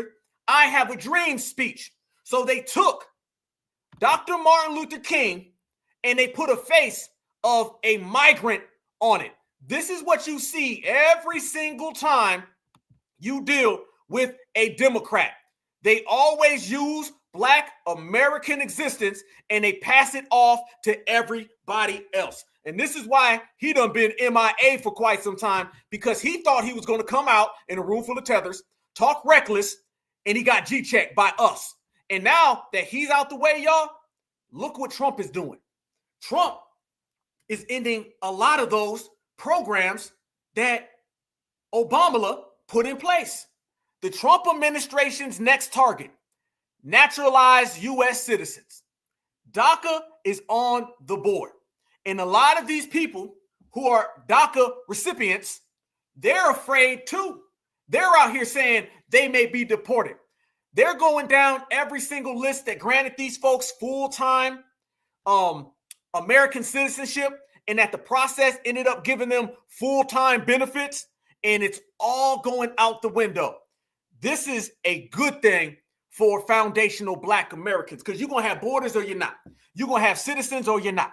So this is what we're moving, and this is what we're making happen, and it wouldn't be going down if it wasn't for us. Family, the Donald Trump administration is going to strategically go one by one, and they're going to knock out and cancel every single migrant exclusive policy. And they're going to do it for two reasons. The first reason being Donald Trump was doing this in 2016, and then they went in 2019 until just now, and they got rid of everything that he put in place. So now he's got a lot of vengeance, and he's coming back for everything. He had an agenda that he ran on in his first term, and they basically just got rid of it. And they said, let's take everything that you've done, the borders and everything, and let's just replace it, and let's give them whatever they want. Also, what Donald Trump has now that he didn't have before is America voted for Donald Trump in a landslide based on closing the borders. So you got a person that had bogus charge after bogus charge. They done made attempts on this man, every single thing to stop him from being president. He beat all of that, and then he won. And then on top of him doing that, then you see the American public at the same time says, we want to close the borders too. So that means all the propaganda, all the crying babies, they separated people, that's not going to tug at the heartstrings of America. Donald Trump won on closing the borders, something that he wanted to do anyway. So you got a two-sided affair. You have Donald Trump, you got the American people, and the only ones in the middle who aren't going to win in that situation are the same people coming over here that's been disrespecting us.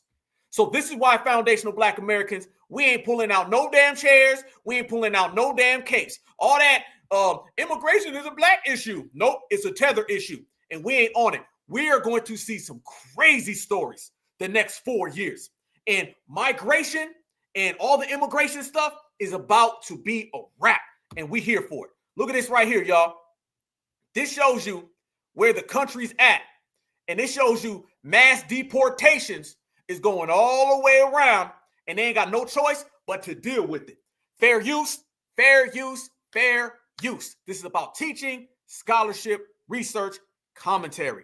Fair use. Watch this, y'all.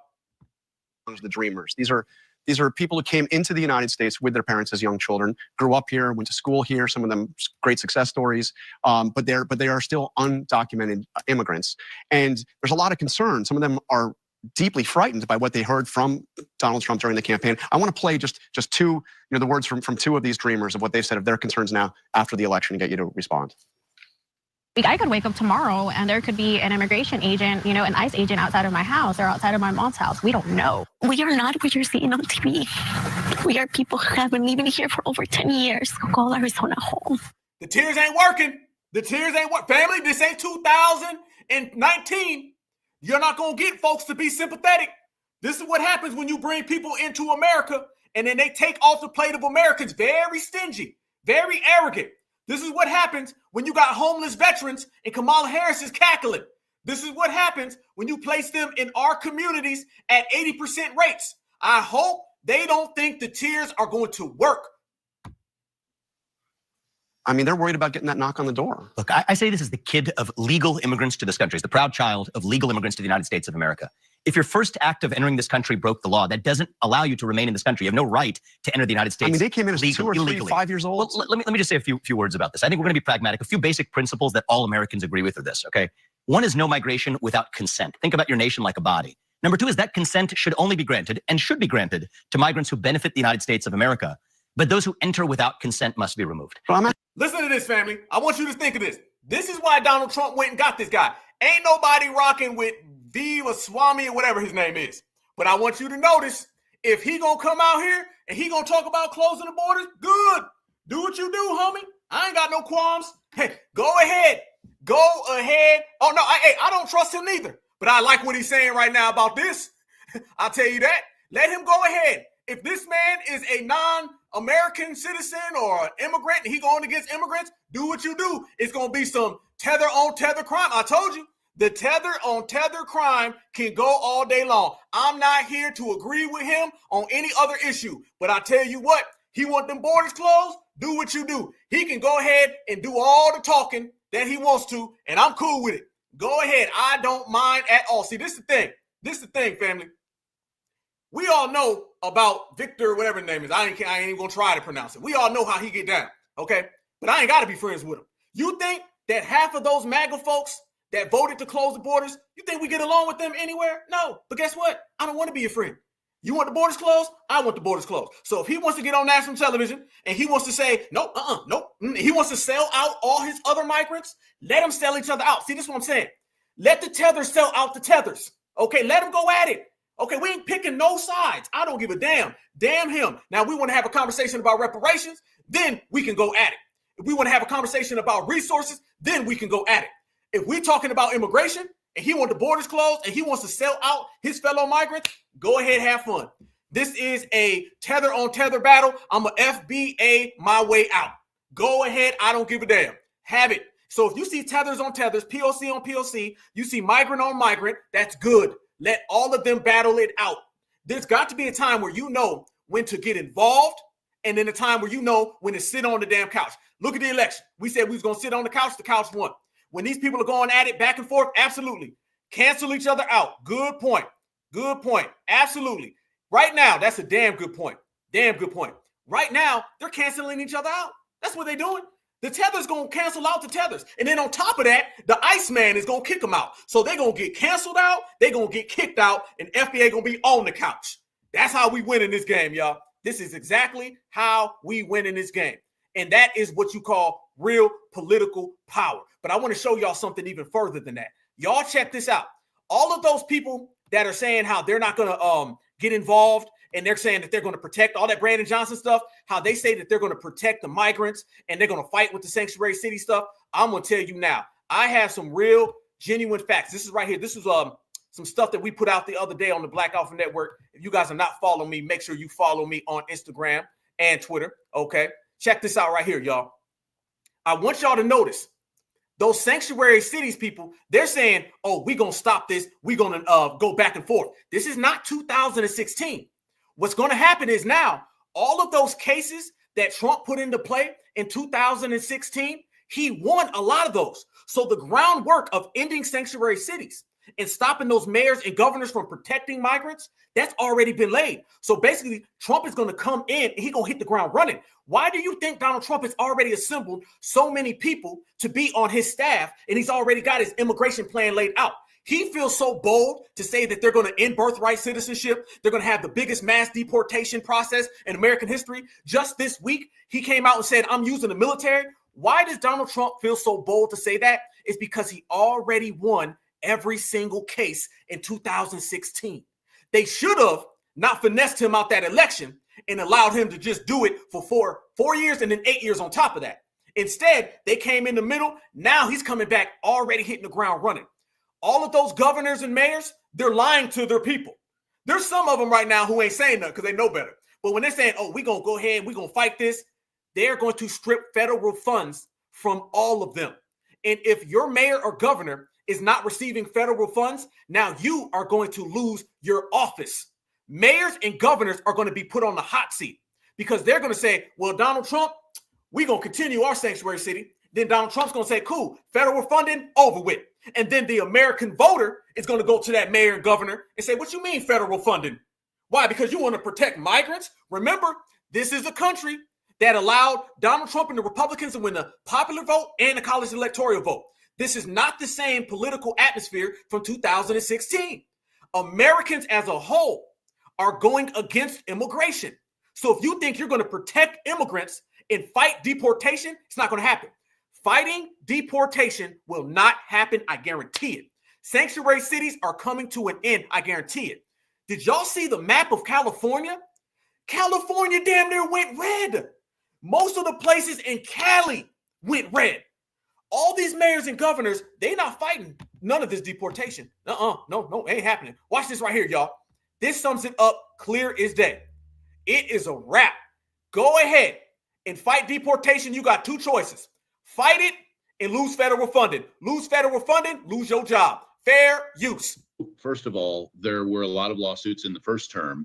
And so a lot of the legal questions have already been addressed, frankly, overwhelmingly to the success of President Trump's side of the argument in the first term. So, for example, the emergency use of military money for building a wall, that's already been litigated. He can declare a national emergency and dip into that money on day one. So the reason he can do that is because of all of the work done in the first term. So you look at the governor of Massachusetts there, and of course she's defiant and Pritzker is defiant. That's lovely. What matters there is your cooperative, friendly Congress using the appropriations process to require state and local participation in all aspects of federal law enforcement, including immigration enforcement, as a condition of receiving money. And then you're going to put them to the choice of, do they stop receiving money from the Department of Education? Do they stop receiving transportation money? Do they stop receiving money for their law enforcement organizations? Or do they actually comply and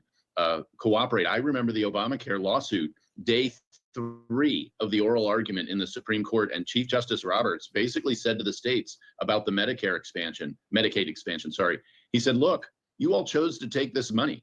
This isn't a mandate.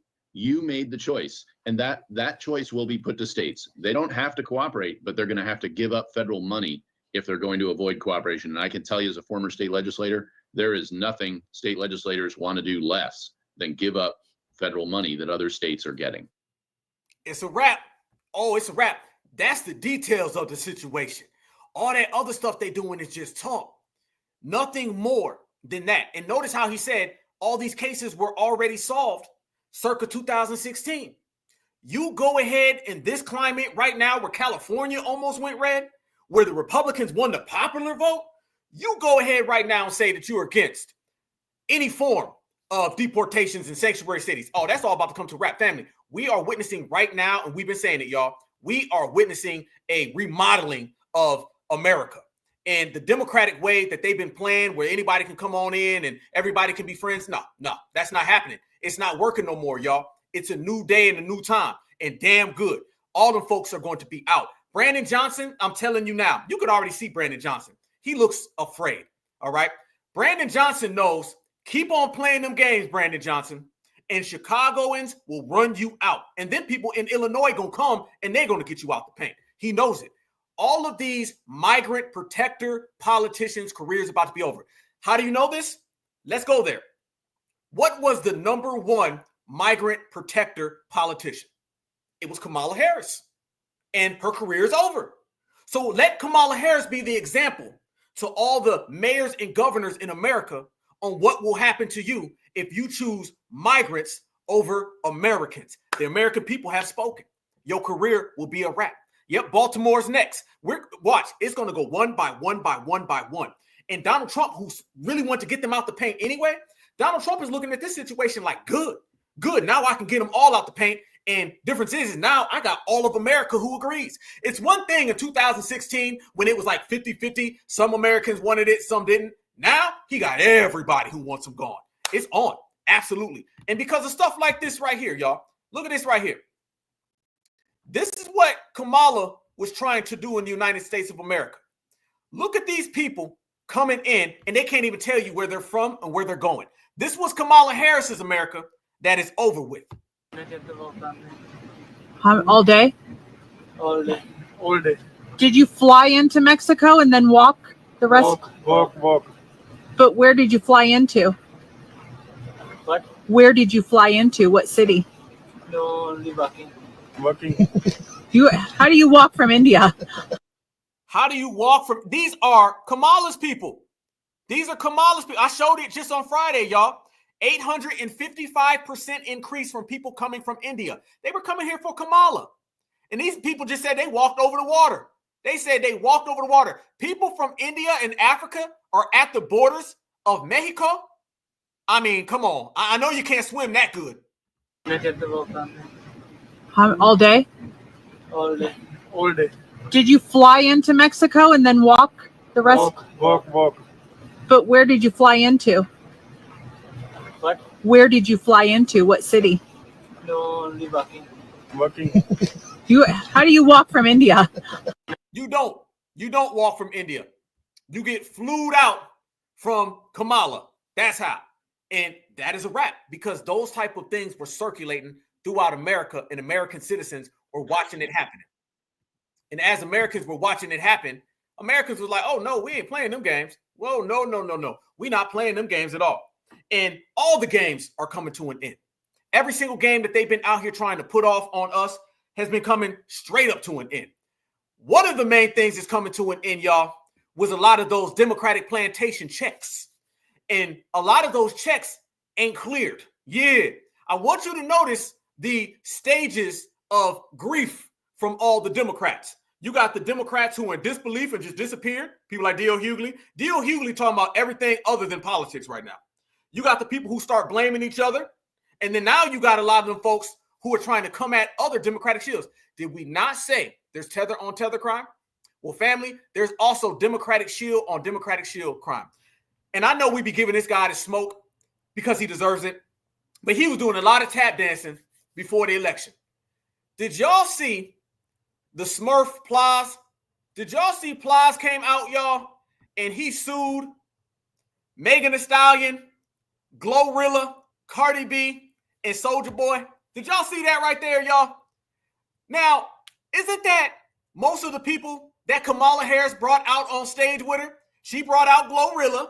She brought out Cardi B. She brought out Megan Thee Stallion. Every single one of them was brought out by Camilla. Plies done soon as, family, I'm not lying, the day after the election, Plies sued all three of them, including Soulja Boy, and he said that they stole his song. What that really is, y'all, I'm going to tell you what that is. It's what y'all knew it was. That Democratic plantation paycheck didn't come. See, didn't I say? I said Plies was auditioning. Plies was never a part of the Democratic plantation. He was someone trying to get a job there. Half of them folks that was crashing out, jumping out the window, Luke, Plies, D.L. Hughley, they're not official Democratic shields with a job. These are unemployed Democratic shields that was saying, I'll do a good jig for you, boss, and I'll try to get these black folks, so maybe you give me a spot. Plies wanted to be the Secretary of Smurfs on the Kamala Harris administration, and it didn't work out that way.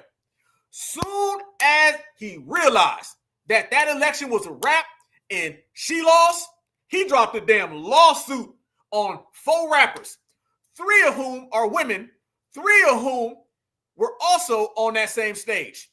So I guess he got mad. Is he blaming Glorilla and Megan and Cardi B? I don't know where that's coming from. But I'm telling you, that Democratic plantation paycheck did not clear. So he went and he said, I'm suing every damn body. I'm talking about, he didn't even wait, y'all. This man came out the very next day, like he had it already lined up. He said, if Kamala don't win, I'm suing every damn body. This is how desperate this man was to get a job on the plantation. But the plantation was not going to actually exist because Kamala did not win. It's that simple. It's that easy. And man, did he get mad. He got so damn mad that he started going back and suing people for songs that were made 20 damn years ago. Plies, like we said, is an embarrassment. Plies was hiding in the bathroom from the West Coast guys. And to make it even worse than that, why Soulja Boy came out and roasted him? Yes. Now to add to injury to all the failures of Plies comes out and Soulja Boy was ripping him up. You know it's a bad day when you thought you was going to be with Kamala on the plantation. Next thing you know, you dropping lawsuits. Next thing you know after that, Soulja Boy is on Instagram and he's talking about your hairline being at the middle of your head. Watch this right here. Plies is the biggest or the smallest embarrassment in Democratic Shield land. Watch this. Plies, if you don't sit your broke ass down somewhere, what the wrong with your cheap ass? Pretty Boy swag is not your beat. So you want to wait 10 years to try to sue it for a beat. That is not your beat, crazy man. What the is wrong with you, Plies? Need to change your name to Lies, because you a lie. You know that ain't your beat, broke ass. What the wrong with you? You should have just said, hey, bro, I'm broke. Let me hold something. You Plies, you don't sit your bald-headed ass down somewhere. Your hairline in the middle of your head. Out of here. That beat is all original music. You only can sue somebody if they sample your song and don't get it cleared. That is not a sample, broke ass. Sit your broke ass down somewhere. The wrong with you? You know how much blood, sweat, and tears I put into Pretty Boy swag? You trying to come and claim my them don't sound nothing alike. The wrong with you? That is not a sample. It's all of your go do do do do do do do do do. My shit go do do do do do do. Pretty Boy, that don't sound nothing alike, man. Sit your crazy ass down somewhere, bro. Stop playing, mad because I'm up. You see me perform at the BET Awards. That was the last straw. I woke up to the next day to a lawsuit. Cheap ass, stop reaching. Go live right now and show me a mansion. Show me a mansion. Show me some foreign whips. Show me $1 million cash. And I'm gonna get off your ass. Until then, you broke. What you police ass? That's some police shit. You try to sue it. I thought you was a gangster. I thought you was a goon. Ain't you the used to wear a goon chain with a ski mask on it? I thought you was a real gangster, real goon. You could have came and got that shit back in blood. You gonna go snitch to the white man. He stole my beat. Police ass, you a snitch. So what did they say? Soulja Boy told him? Yeah, hey, Soulja Boy told him. I ain't gonna lie, I watched that like 5 times. That was funny.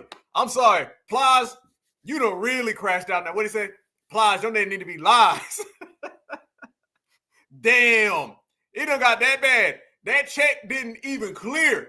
And then you dropped a lawsuit on all the women. I guess he wanted to be the only one. He said, Glorilla, she stole my shine. I wanted to be the one on stage. Megan Thee Stallion, they talk more about her and Kamala. Or Cardi B, were you mad, Plies, that the women got more press for being next to Kamala than you did? You didn't even get next to her. Think about it, y'all.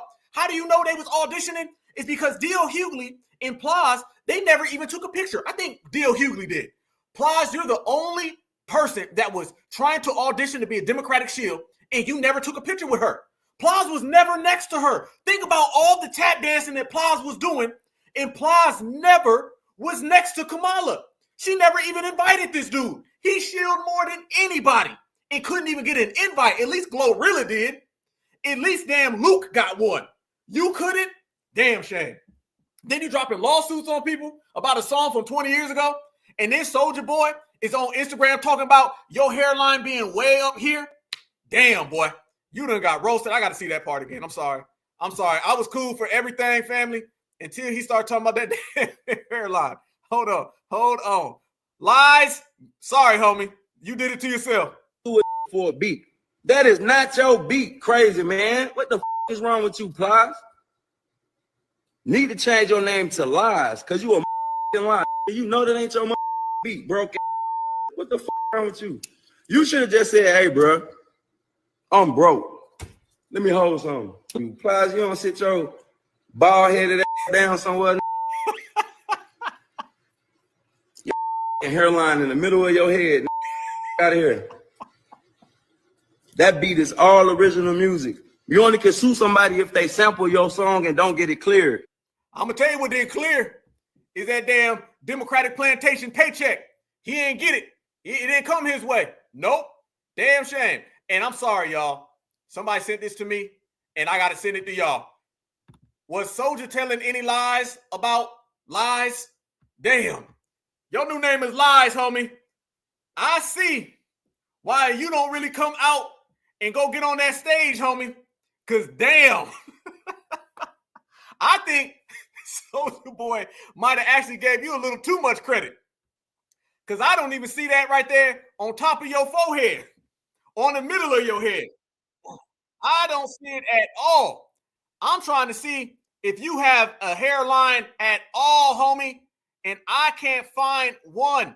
I don't see a hairline, a hair square, a hair triangle.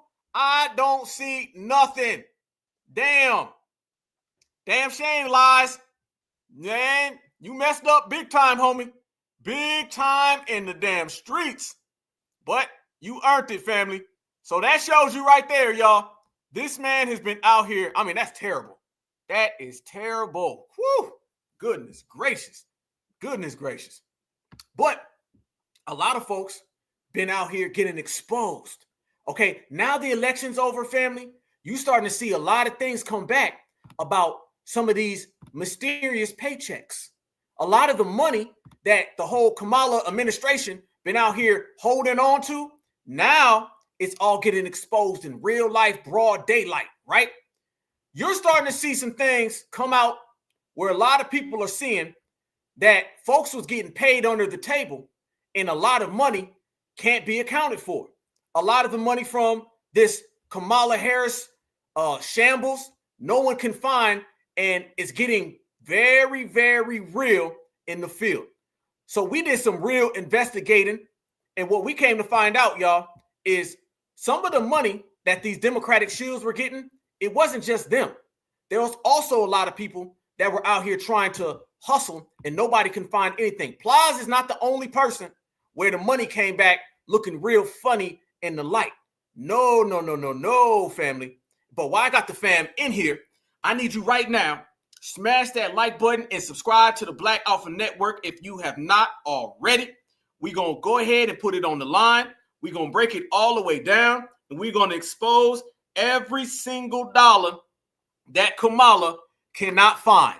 Yes, there has been some major developments, and I'm telling you now, y'all, the dominant society is on Kamala Harris right now, and she better get used to it because it's looking more and more evident that some money was being laundered and people are blowing the lid completely off of this scandal. She's already had 30 scandals any damn way. If you lie about your grandma, you lie about your money. Look at this right here, y'all.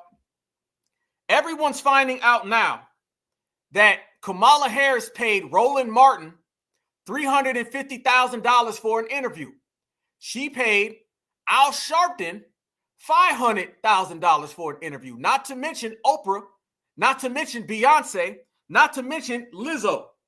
All of these people have been paid by Kamala Harris, every last one of them.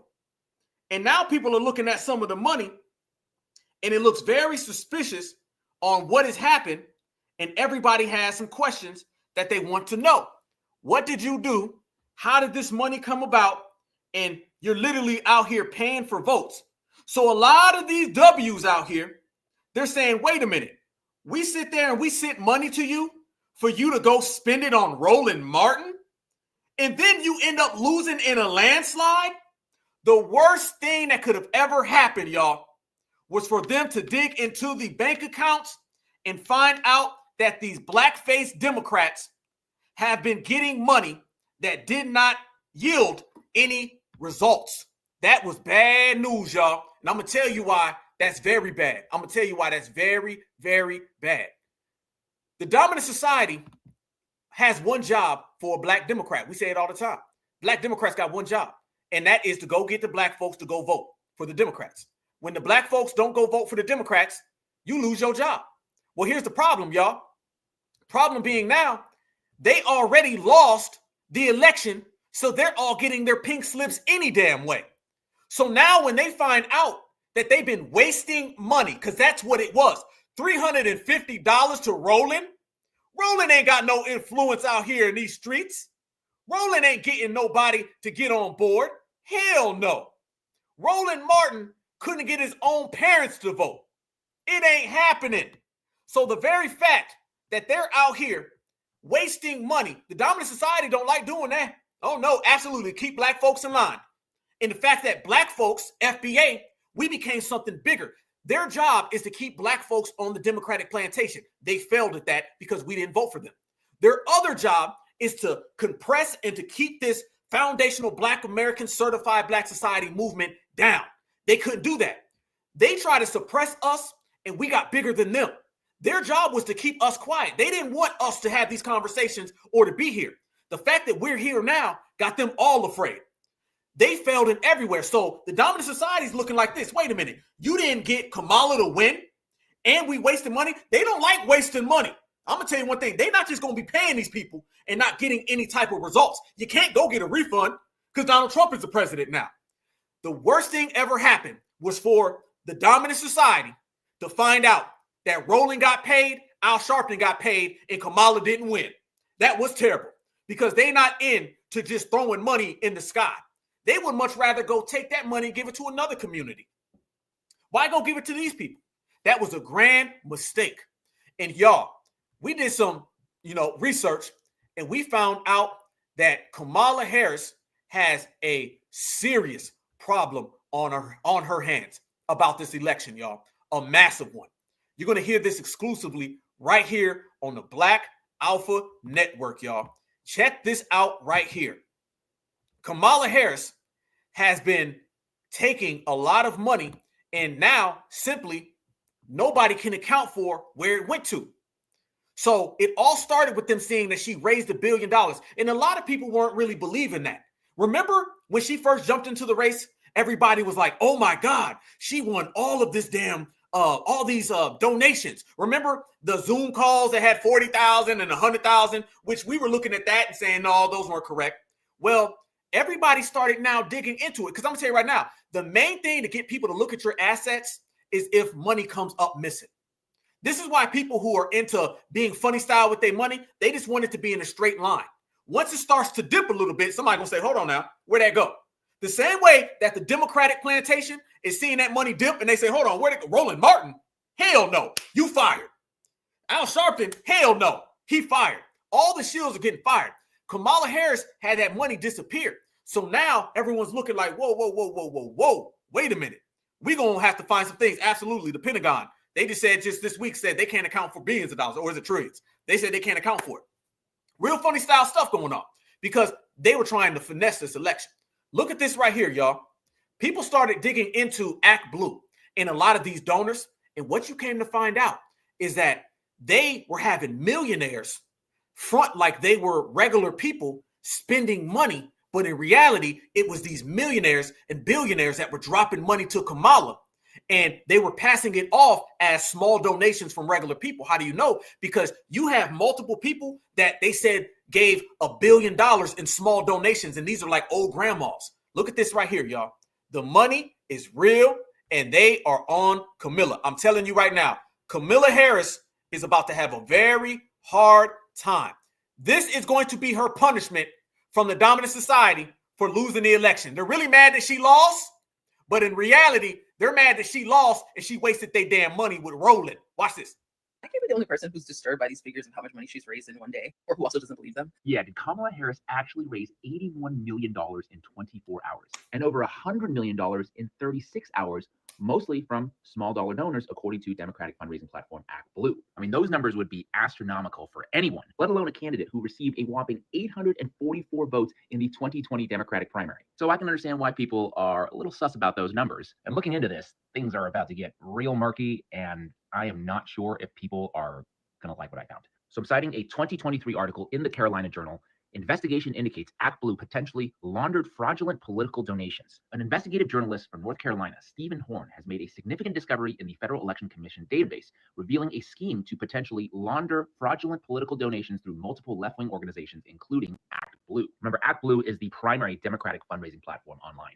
All right, so Horn and two other volunteers, Kelly Lane and Steve, unearthed evidence of two Raleigh residents whose names and addresses were employed to record substantial amounts of money donated to Democratic organizations. And just so everybody's aware, platforms like ActBlue are required to disclose political contributions to the FEC, including who made the donation, when they made it, their address, and the amount of the donation.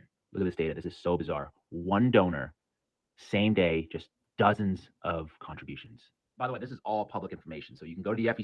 One donor, same day, thousands, hundreds of contributions. However, this donor does not have the financial capabilities of giving this out. It gets worse. See website, do a search, see what you find. All right, the article goes on. However, a perplexing twist emerged when both individuals emphatically stated their inability to contribute such exorbitant sums. There was a flurry of donations made in your name. About 20 donations. Have you ever donated to ActBlue? Yeah. Okay. These donations made, do they look familiar to you at all? Not necessarily. Yeah, so you can see there's a bunch of $100 donations in their name with this address and everything. Oh, well, that's okay. Jeez Louise. I did not make a flurry of, One would remember that. Yeah, you can't watch that and tell me something fishy is not going on. The result of these investigations suggests that the ActBlue fundraising platform is being used to launder fraudulent political donations using the names and addresses of ordinary citizens. If the individual whose name and address is on a contribution did not, in fact, make that contribution, it seems likely that the money is coming from a source which would not be legally able to make the contribution directly. That is wild. Now, to be clear, I'm not saying that's what's going on right now because we don't have the data for that. The FEC website is only updated, or the disclosure only happens on a monthly basis. But what I am saying is that based on past reporting, I should probably ask a few more questions as to where the hundreds of millions of dollars actually came from. Or Damn. Again. Where there's smoke, there's fire. Everybody, we've been saying it the whole time. Family, weren't we all sitting here this summer saying, we don't really believe some of this stuff. It don't really look real. The Democrats are proven, family, they'll do anything to win an election, all right? Anything to win an election. So you see right there, the ladies straight up saying, like, man, hold up, this ain't me. What you talking about? But it gets worse than that. No. It gets worse, fam. Check this out right here. People went and did a little more deep diving, and they found out even further who these people were, and it all, again, looks strange. Now they want contribution refunds? Watch this. Taking a look at Kamala Harris's latest FEC filing, and you can see there are thousands, maybe tens of thousands of these contribution refund disbursements to donors who made multiple, mostly small contributions. You can see here towards the end here. To make it look, so the astroturfing of what we were supposed to believe, and the media reported, was record number of small donors contributing to Kamala Harris. And it appears that hundreds, maybe thousands of these donors were reimbursed by the Harris for President. You see right there, y'all? These people were being reimbursed based on the fact that that wasn't actual people giving money in small donations. So they would take somebody's grandma who donated $50, but a millionaire would come in and they would put all of that under their names. Absolutely. It's embezzlement. It's laundering. This is criminal activity right here. This is what was going on in the Kamala Harris campaign. Everyone's seen it all play out in real time. This is why everyone's kind of digging into the numbers and they're looking and they're saying, whoa, hold up. Something ain't adding up. So all of those $1 billion in debt, there you go. There go to debt right there. Everybody wants to know, not to mention you busting people in, all types of fraudulent things they were out here doing, y'all. And now they've been exposed for what it really is and what it's really worth. Foundational Black Americans, we did not go vote for them. So basically, family, they had to spin around and play games with who was really getting the money, who didn't really find this, that, and the other thing. This shows you immediately there's been an absolute change in the whole atmosphere politically. And I'm telling you now, they about to, in real time, y'all, that's about to come back on Kamala. That's about to come back because a lot of people in the conservative world, they done seen some smoke, and y'all know how they are. All right. Kamala has a lot of things going against her. One, there's that whole Democratic civil war going on. So a lot of people from the Democratic establishment, they want to get her.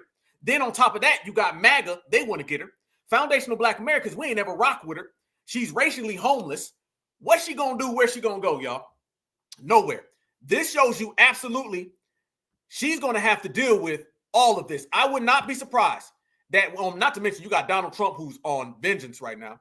I would not be surprised, y'all, that soon as she gets settled back in California where we sent her back packing, don't be surprised, y'all, if they start coming after her. And then there's also this right here.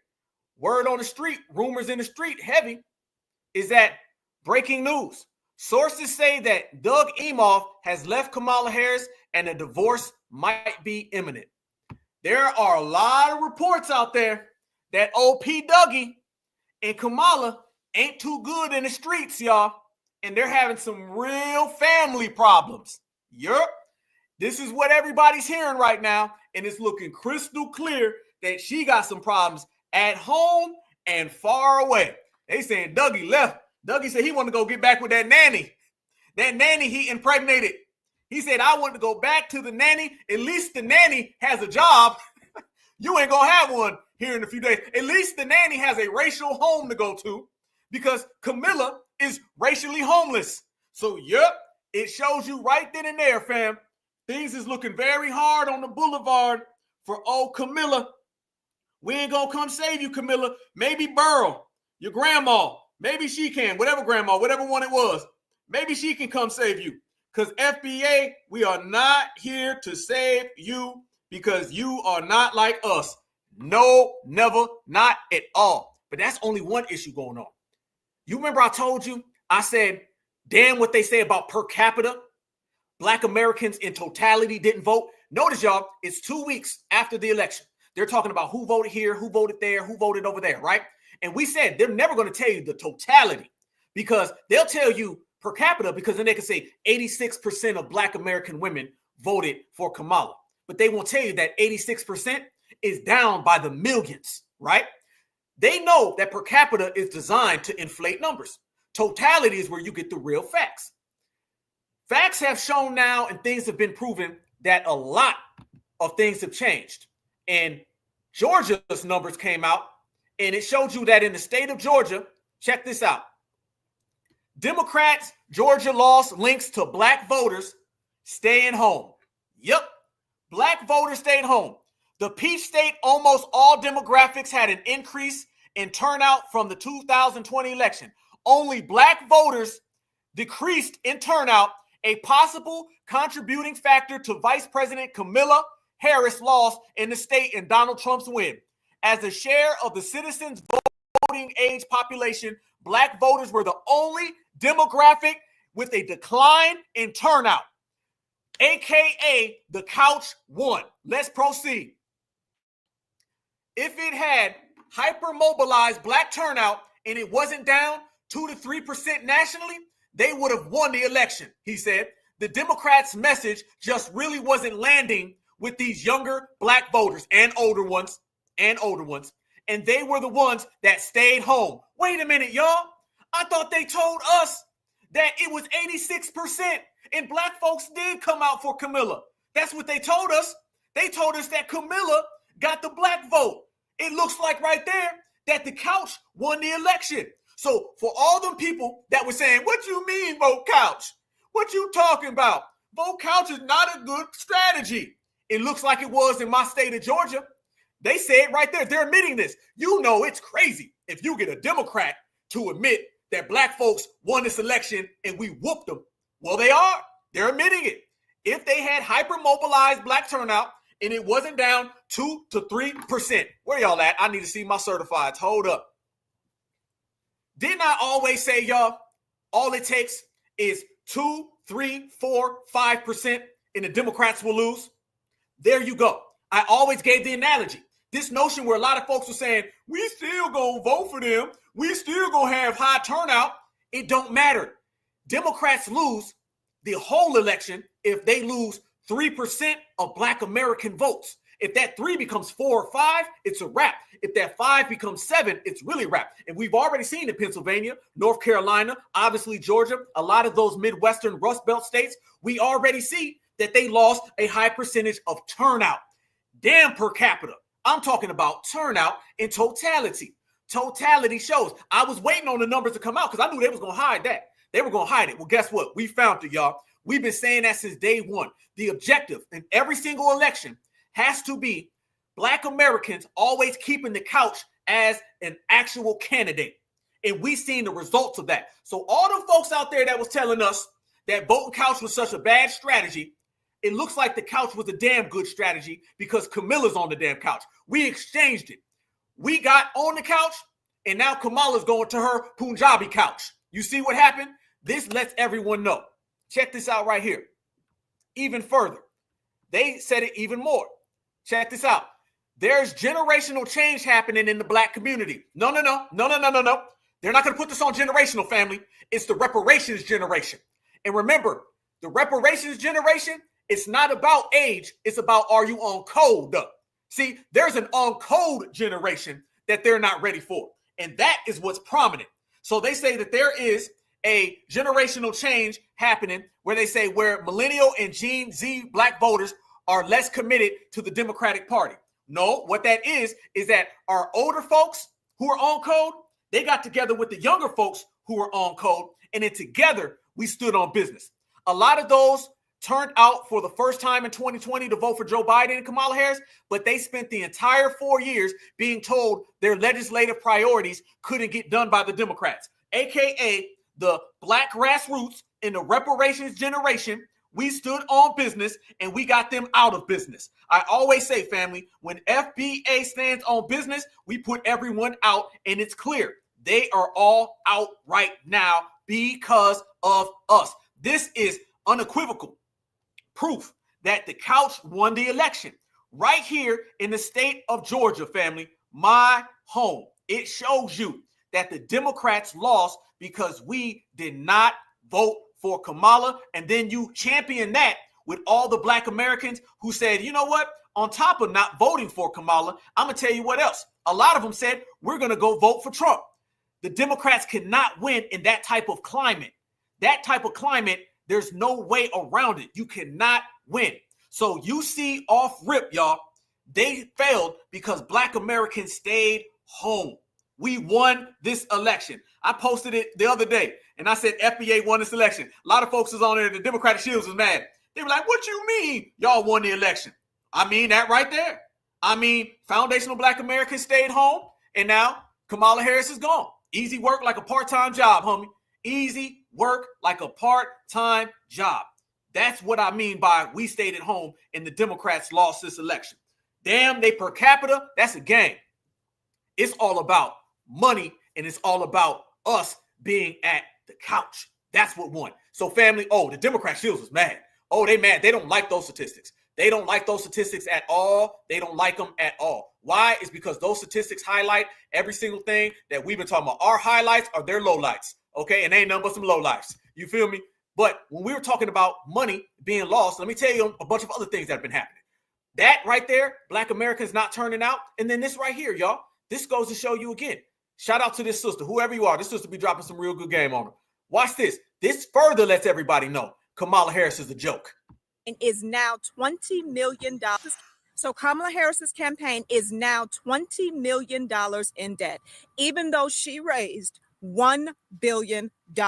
This is a person who completely outperformed her opponent month over month in terms of what she raised. Forbes even said that she outperformed him by 5-1 when it came to last minute donors. But her campaign, even though they raised $1 billion, her campaign is now $20 million in debt. She relied so heavily on multimillionaires and billionaires like Oprah Winfrey to come out and support her and endorse her that she didn't roll out policies sufficient enough for the American people. I cannot believe how disconnected with reality her campaign is and how delusional the Democratic Party is to think that People are going to ignore everything that they are experiencing, the high grocery bills, the high gas prices, all of those things they are experiencing. And because a billionaire like Oprah Winfrey or an actress like Julia Roberts tells you to vote for Kamala Harris, you're going to vote for Kamala Harris. I actually saw so many liberals getting super excited every time Kamala had a new celebrity endorsement. But we all know for a fact that these celebrity endorsements are not free. The only reason these celebrities like Magic Johnson, Oprah Winfrey, Beyonce, the only reason these celebrities took time out of their day to attend a rally and encourage us, the American people, to vote for Kamala Harris is because they have been paid, and it looks like they have been paid millions upon millions of dollars to do so. That's the only reason they did it. I don't even believe that some of the celebrities who endorse Kamala Harris are voting for Kamala Harris. Some of them are probably secret Trump supporters. They just get on stage and say they're voting for Kamala Harris just so they can collect a check. I don't know about anybody else, but I have never had a celebrity show up and pay my bills month after month. So I'm not going to take advice from a celebrity on who I should vote for. And it also makes me wonder about Kamala Harris's so-called middle-class background. Come from the middle class, and your mother had to save up to buy a house, all this stuff, and you can't manage $1 billion budget? Who voted for Kamala Harris, you should take comfort in knowing that this person will not be running the United States of America. Because in my opinion, to blow through $1 billion budget and have a $20 million deficit is only due to gross incompetence. And before anybody asks about Donald Trump's campaign, I can pretty much guarantee you this. If his campaign had a $20 million deficit, people would be talking about it. Well, now they talking about Camilla's.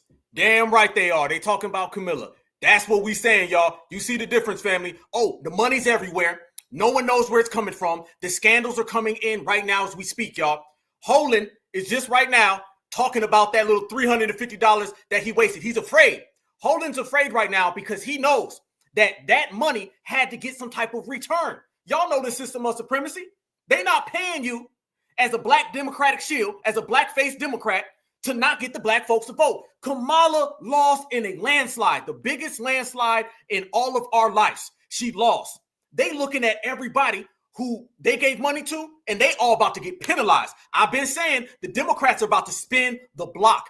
They made a drastic mistake. They should have took that money and actually spent it on people that can get their community to vote. You know, when we sit here and we say they go get Glorilla and they go get Megan Thee Stallion, how come they don't get George Lopez? They should have went and got George Lopez. Maybe he could have got his community to vote. They should have got Jackie Chan. Maybe he should have got his community to vote. The Democrats thought that they were going to spend money on old, outdated COONs, and it did not work. So now they're looking at that money and they're looking at that debt, that $350,000, that $500,000, and they saying, wait a minute, they basically gave this to y'all and y'all didn't do nothing in return. Oh, you got to get penalized now. We gave you this money and you didn't get black folks on the Democratic plantation. In reality, the Democrats got embarrassed. They are the laughing stock of the world. People from all over the world are laughing at the Democrats, not only at how bad they lost, that Kamala got mollywopped in a historic loss, they're also laughing at the way they're all fighting each other. They look like a house that is not just divided, but a house that's shattered. And that's all because of FBA. So they wasted money on Al Sharpton. They wasted money on Roland Martin. They wasted money on Oprah. You know how they wasted money? You know how we know they did? It's because they didn't win. You get paid to win. If you don't win, you lose. Democratic shields are getting punished in the meantime, in between time. Check this out right here, y'all. How do you know them folks is mad? They mad. And Holden know that's his last check. He know that's his last check because I'm telling you right now, them folks in the dominant society is looking at them damn money returns and they saying, what the hell is going on? Oh, I appreciate that, man. Hey, yeah. I got the NY hat, man. This was a gift to me, man. So I don't know where the individual got it, but I appreciate you. Appreciate you. Check this out, y'all. This is Holden right now, and he's having a meltdown as we speak because the money came out and he cannot admit where it came from. Yo, and I'm walking you through this because these yahoos out here, see, they don't want to do this here. The global spending on media is $674 billion. $674 billion.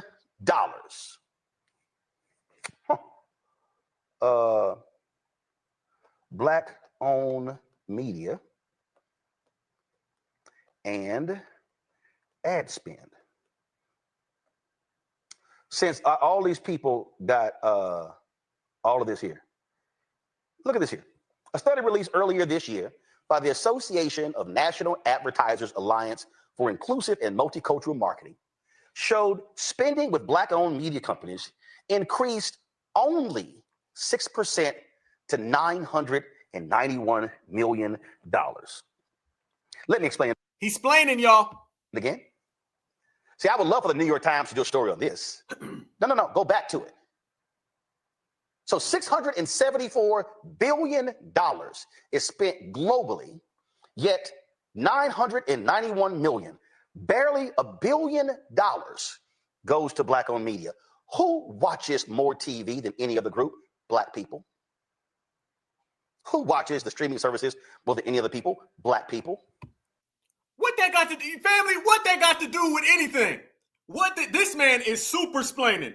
You did not bring back the money. What's the old term, fam? Bring the money back. This man done ran off or rolled off on the plug. This man know damn well that he's caping, y'all. You see, he's trying to make some type of, well, the money got spent on this and that and that and this. Yep. And you took the money and didn't do nothing in return. He knows he's in trouble. Your Black-owned media receives less than $1 billion. Why am I? Look at this Afrotech story right here. This comes from 2023. Black-owned media drives the culture, yet spending on them was only 1.16%. Nah, Holland. Nope. You ain't gonna explain yourself out of that one. Okay, how come you got the check and Kamala lost that bad? Tell me that then. If you got the check and Kamala lost that bad, then what did you do? What did you do? What did you create? Because we're seeing that all across the board, everything was down. Everything was down. They lost everywhere. You got paid for nothing. And we call you know why he's mad, y'all? Because he's a Democratic shield. We said that they out here shilling for a paycheck, and then the money comes out that he got a paycheck. And let's be real, y'all. Go back to the previous story. We were just talking about the examination of Kamala Harris's campaign contributions disappearing.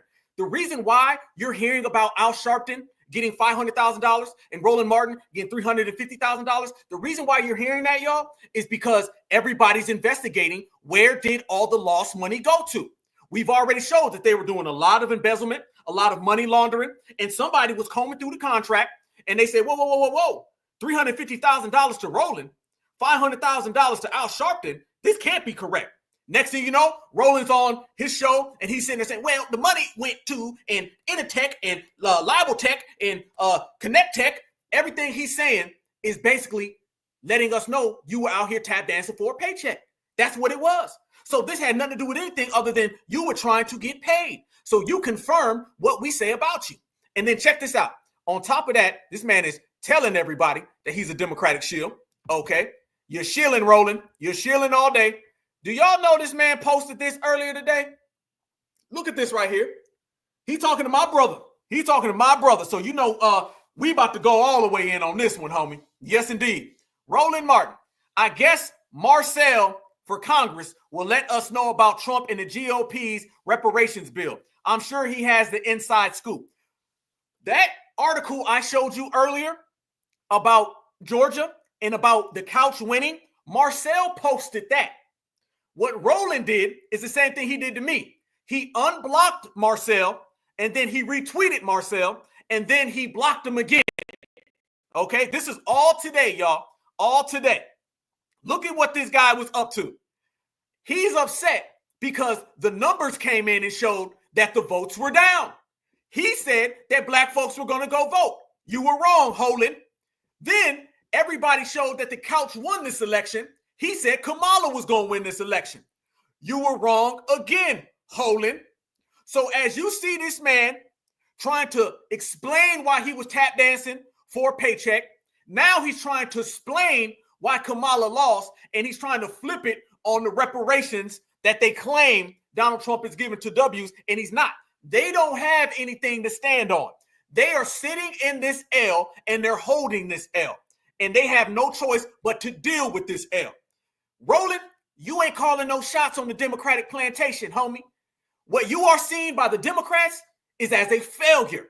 You failed at your first, second, third job. You got fired. You failed massively in this election, and you stole their money. You stole their money. That little measly $350,000 you got, homie, you had to tap dance for that, and you still couldn't get Kamala Harris to win even the state of Georgia. You failed. So the Democrats are looking at him the same way we look at him, as someone who's been a Democratic shield and a failure. Only difference is when they see you as a failure, you get canceled. You can't come around. Roland will never work again anywhere near the Democrats. His ship is gone. Him tap dancing and literally dancing with Hillary Clinton, that was the beginning. That was the prelude of him getting canceled. This right here, that was the final nail. Roland is considered the biggest disgrace in politics. And then you're a disgrace that took the money and rolled away. It's a wrap for this man politically and socially. No way ever will he completely stand next to anybody in the Democratic plantation. And since that's the issue, if y'all here right now, how many of y'all right now, let me ask y'all a question. Yep, Roro is done. Roro is done. I'm telling you, y'all. Roland's done. Roland's done. He was already an embarrassment, and now he's a bigger embarrassment. Okay? And you know, bigger's a real deal. How many of y'all got Twitter? How many of y'all right now? Let me know if you got Twitter. If you got Twitter, let me see something.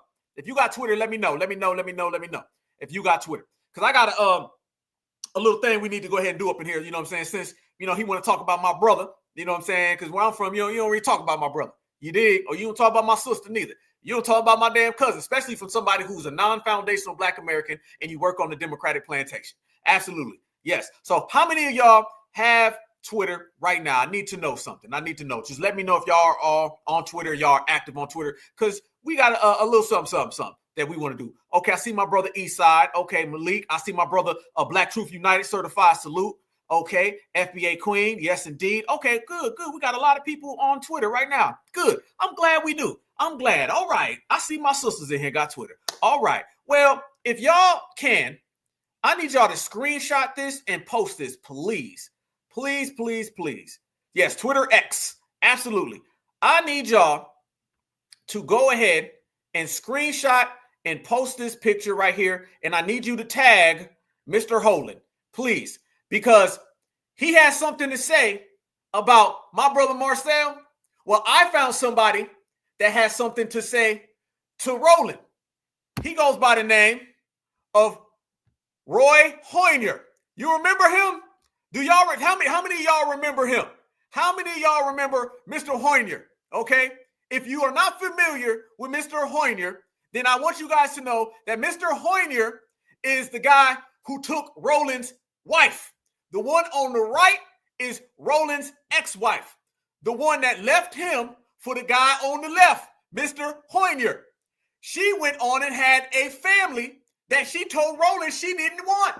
So what it really was is that she didn't want one with you. So please screenshot this picture and make sure you at him and let him know that I talked to Mr. Hoynier, and Hoynier told me to tell Roland he said hello. And he wants him to know that the lady has forgot all about him. And she said it's happy that she actually still has food in the refrigerator when she wants a bite to eat. So there you go. There you go. There you go. That man done got ran out. What I say? Came through in a Mercedes, snatched your old lady. So since you like to delete, block, tag, twist, turn, there you go right there. Y'all make sure y'all screenshot, make sure y'all at, and then press send. And then he'll see that the Democratic plantation don't want nothing to do with him and left him the same exact way that his ex-wife did. And I heard she's very happy with Roy and their kid. Her and Roy had a boy. And Roland, you can't come around, homie. So this is where the Democrats are right now. Let me tell you like this, family. The Democrats are at this spot where they're all over the place. They're shattered. We have literally shattered the Democrats. We have obliterated the Democrats. They have nothing left. So they just pointing the finger at anybody they can point the finger at. Let me tell y'all, get your troll game all the way up. Democrats, newsflash, you lost the election. You got embarrassed in this election. And foundational Black Americans are laughing at you. And the whole MAGA community is laughing at you. The whole world is laughing at you. You don't get the chance to talk to us. No, we just diss y'all. The Democrats think they're going to go back to saying, y'all black folks. No. You said that before the election. And now you lost, so it's a wrap. So just be quiet, bow down, hold the L. Let me tell you how this goes. In this world, if you lose, you can't talk. Now, I know the Democrats just like to run their mouth, but here's the thing. The Democrats got served, wrapped up. So they can hop on the internet, they can have breakdowns and meltdowns, okay? But at the end of the day, they're going to have to bow down. We are letting the whole world know that the Democratic Party, especially the black-faced Democrats, y'all all lost, so therefore y'all can't say nothing to nobody. It's a damn wrap. You're not going to sit there and disrespect us, call us all these names, and then after the election, think you're going to run your mouth some more. It don't work that way. We're not listening to you. Hell no. Ain't no foundational Black American listening to what no Democrat has to say. We don't listen to people who lost. All right? If you lost, then you can't talk. Simple as that. It ain't even that deep. The Democrats lost this election. They got mollywopped. Kamala lost to the couch. I mean, goddamn. How you lose? Let me tell you something, family. Kamala Harris lost to two candidates. She lost to the couch and Donald Trump. Really? That is an embarrassment. We send her packing. She got to go back home. Nobody can find her. We're here. P. Dougie gonna leave. Holden Martin and all them, they not getting no type of Democratic love. They can't get accepted. Plies running around here getting dissed by Soulja Boy. I mean, damn. It's a terrible, terrible day. Terrible day. And to make that even worse and to make matters even more worse for them, let's look at them same people that they was out here trying to put above foundational Black Americans. We want to talk about folks getting a wake-up call. Look at this wake-up call right here. Show me your papers measure was passed in Arizona that would allow for police to arrest anyone who cannot prove citizenship or legal residency by making it a state crime to cross the border illegally. Proposition 314, known as the Secure the Border Act, has been compared to Arizona's 2010 SB 1070. Police would be able to detain anyone in any part of the state, including children and babies. Many lawmakers have warned that it could lead to the racial profiling of people with darker skin, people with accents, whether they're here legally or not, and it could ruin the trust of the community in law enforcement. Enforcing it is expected to cost $325 million a year. No. Look at reality setting in now, y'all. Now here come reality. She's telling everybody that they're about to institute something that says you got to have your papers, and if you cross that line, it's a bad time. And guess what, y'all? That's exactly what's going on. These folks crossed the line, so now it's a bad time. And they are all getting at work. Remember, when the Republicans are in office, all that people of color stuff stops. They ain't out here playing games with the peoples of colors and the brothers of colors and the friends of colors. They not playing them games. No, all of that is ceasing to exist. The same people that were running around here trying to eat off our plate, just trying to take things from us, now they got to see what it's like to have to get it on your own. Get it out the mud. They can't get it out the mud, y'all. How they gonna get it out the mud? How? They've never done it. Family, they couldn't get it out the mud in their hometown, in their home spot, in their home place. So now it's getting real, super real. And let me tell you how bad it is, y'all. I'm going to tell y'all this right now. Check this out. When we say the Democrats are afraid, they're starting to put out these little things about 2028. I'm telling you, everybody's laughing at the Democrats. Nobody believes that the Democrats will ever make it back. A lot of people are saying this is getting close to the end of that party, and they're going to have to make some real changes. Nobody can quantify the damage that foundational Black Americans did to the Democrats. I'm talking about all the way up to politicians like Kamala Harris, and I'm talking about all the way around like someone Holden Martin. We have done damage to them. So family, they start going out there and putting out 2028, who they might run. All right. Look at who came in number one on their list of 2028. Now they're looking at 2028, okay? This is what we do, family. We got these folks looking years in front. Foundational Black Americans have destroyed the Democratic Party. And when you see the numbers about us not voting for them, that makes it even more scary for them and even better for us. Look at this right here, y'all. This shows you absolutely what they got planned for 2028. And I'm telling you right now, if this is their plan for 2028, J.D. Vance is going to win the presidency. Trust me. President Trump hasn't even been inaugurated yet, but the Democrats are looking forward to 2028. They just polled their voters and asked them who should be the candidate in the next presidential election. And here are the top 5 shocking choices. Coming in at number 5 with 6% of the vote, the worst choice Kamala Harris ever made, Minnesota Governor Tim Walz. Many people believe this guy's the reason Kamala lost the election. He wasn't. There were a lot of others. Maybe that's why they put him at the bottom of this pile. Number 4, full-time transportation secretary and evidently part-time Banana Republic model, Pete Buttigieg. Mayor Pete got 6% of the vote in the poll, and he dipped out of the 2020 presidential race to make way for Joe Biden. They rewarded him with a cush cabinet gig, transportation secretary, which he totally botched. So I guess they figure, all right, let's make him president. Coming in at number 3 with 7% of the vote, Pennsylvania Governor Josh Shapiro, who was passed over for vice president on Kamala Harris's ticket, which was a head scratcher because he's the governor of Pennsylvania. He's popular in Pennsylvania. Pennsylvania was a must-win state. Kamala Harris did not win Pennsylvania. No shocker. Coming in at number 2, California Governor Gavin Newsom. This guy's been waiting his whole life to be president, man. He's got the hair and the smile. He even debated Ron DeSantis in some kind of mock presidential debate, even though neither one of them were candidates at the time. This guy almost moved into the White House in the remaining days of Joe Biden's presidency. He's looking for his shot in 2028. He gets 8% of the overall vote. And coming in at number 1, you're not going to believe this, Kamala Harris with 41% of the vote. 41% of voters believe that Kamala Harris is the Democrats' best choice for 2028. Have they learned nothing? I'll tell you, there's only one person happier about Kamala Harris winning this poll than Kamala Harris is, and that's this guy right here. Damn. I got to talk to y'all. What y'all feel? Who y'all think they're going to try to run in 2028, family? If they really, Kamala, I'm telling you, it's not going to be Kamala. They can, I'm going to tell you who that was. That's the Democratic shields still trying to hold on. I'm telling you, right now, the Democratic shields are so damn desperate, it's pathetic. People are laughing at them.